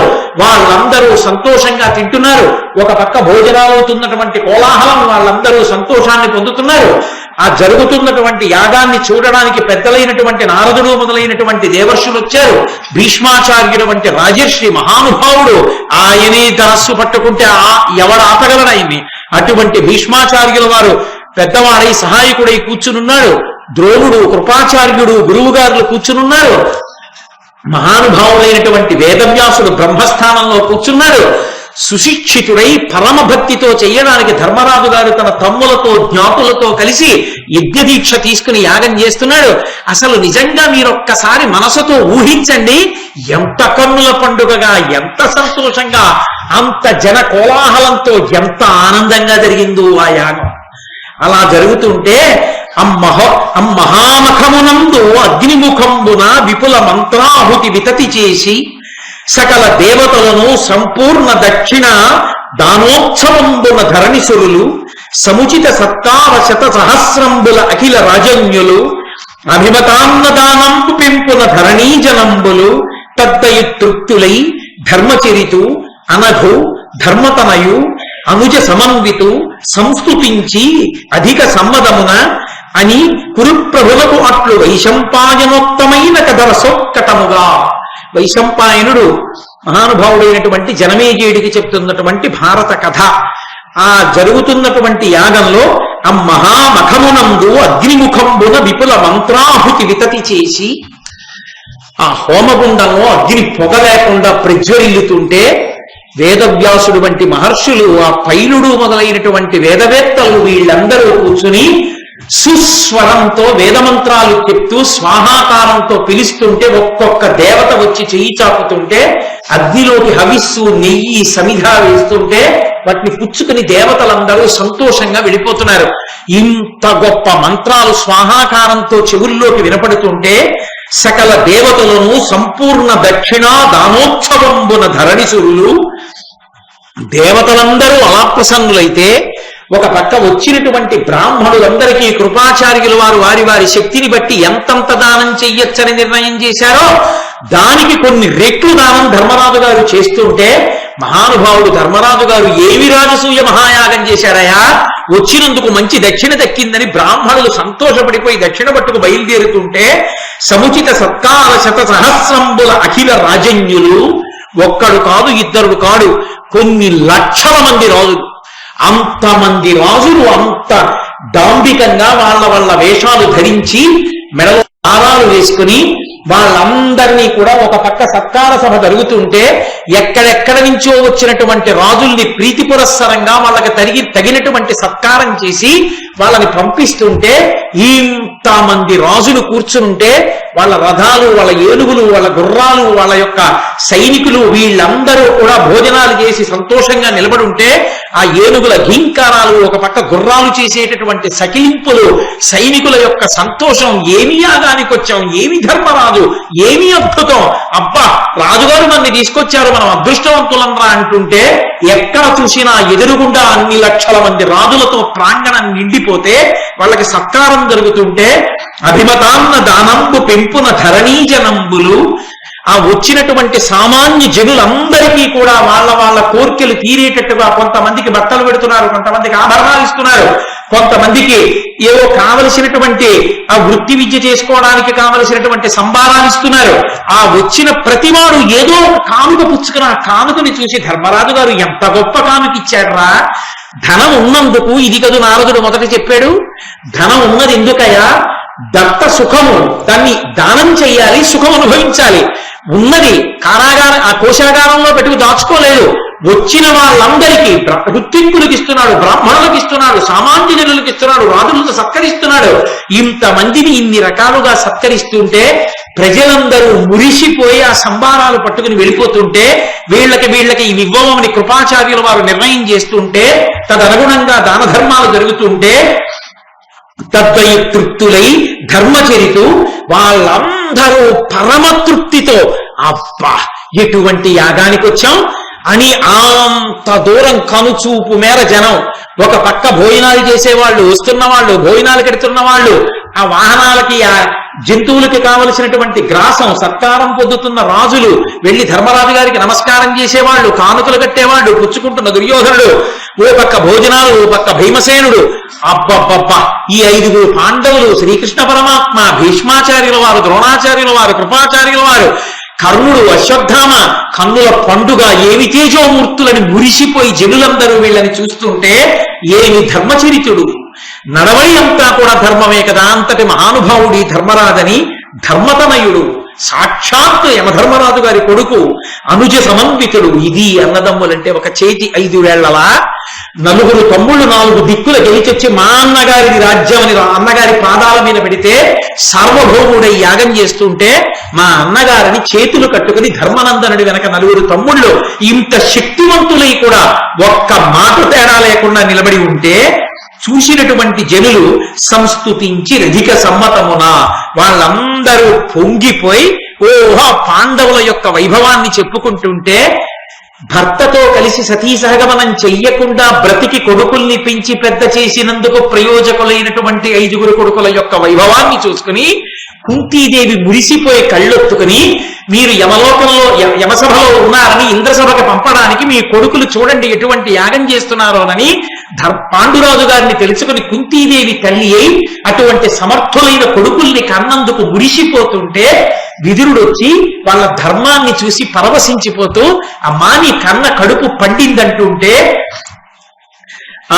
అనుజ సమన్విత సంస్తుతించిరధిక సమ్మదమున అని కురుప్రభువున కట్లు వైశంపాయమోక్తమైన కథ రసోత్కటముగా బ్రహ్మాండంగా చెవుల కింపుగా వింటే భారతం వినాలనేటట్టుగా ఆ యాగం జరిగినటువంటి విధి విధానాన్ని కన్నులకు కట్టినట్టుగా మనమే ఆ యాగమంటపంలో కూర్చున్నంత ఆనందం కలిగేటట్టుగా మహానుభావుడైనటువంటి వైశంపాయనుడు జనమేజయుడికి చెప్తుంటే జనమేజయుడు మా వంశంలో మా తాతలు ఇటువంటి యాగం చేశారా అని నోరు తెరిచి పరమానందంతో వింటున్నారయా అన్నాడు.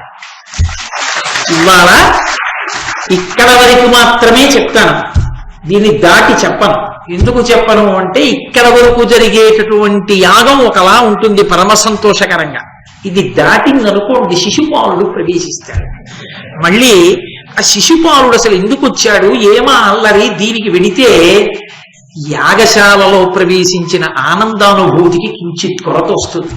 అందుకని ఇవాళ మనందరం మానసికంగా ధర్మరాజు గారు చేసినటువంటి రాజసూయ మంటపానికి వెళ్ళి ఆ యాగాన్ని దర్శనం చేసి అంతటి మహాత్ముల్ని మనోనేత్రంతో చూసిన ఆనందాన్ని కడుపులో పెట్టుకుని బయలుదేరి రేపు సాయంకాలం 6:30 కలుసుకున్నప్పుడు అత్యంత కీలకమైనటువంటి ఘట్టం సభాపర్వంలో ఆ శ్రీకృష్ణ పరమాత్మకి అగ్రపూజ జరుగుతుంది. కాబట్టి మహోత్కృష్టమైనటువంటి ఘట్టం నడుస్తుంది.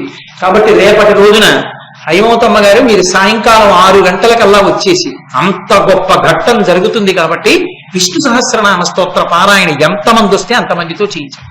వీలైతే నేను కూడా వచ్చి పారాయణ చేస్తాను.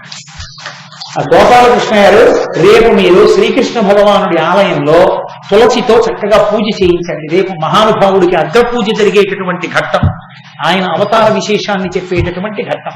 కాబట్టి రేపు ఆ తులసి ఎక్కువ పూజ చేయించండి. రేపు సాయంకాలం 6:30 కలుసుకుందాం.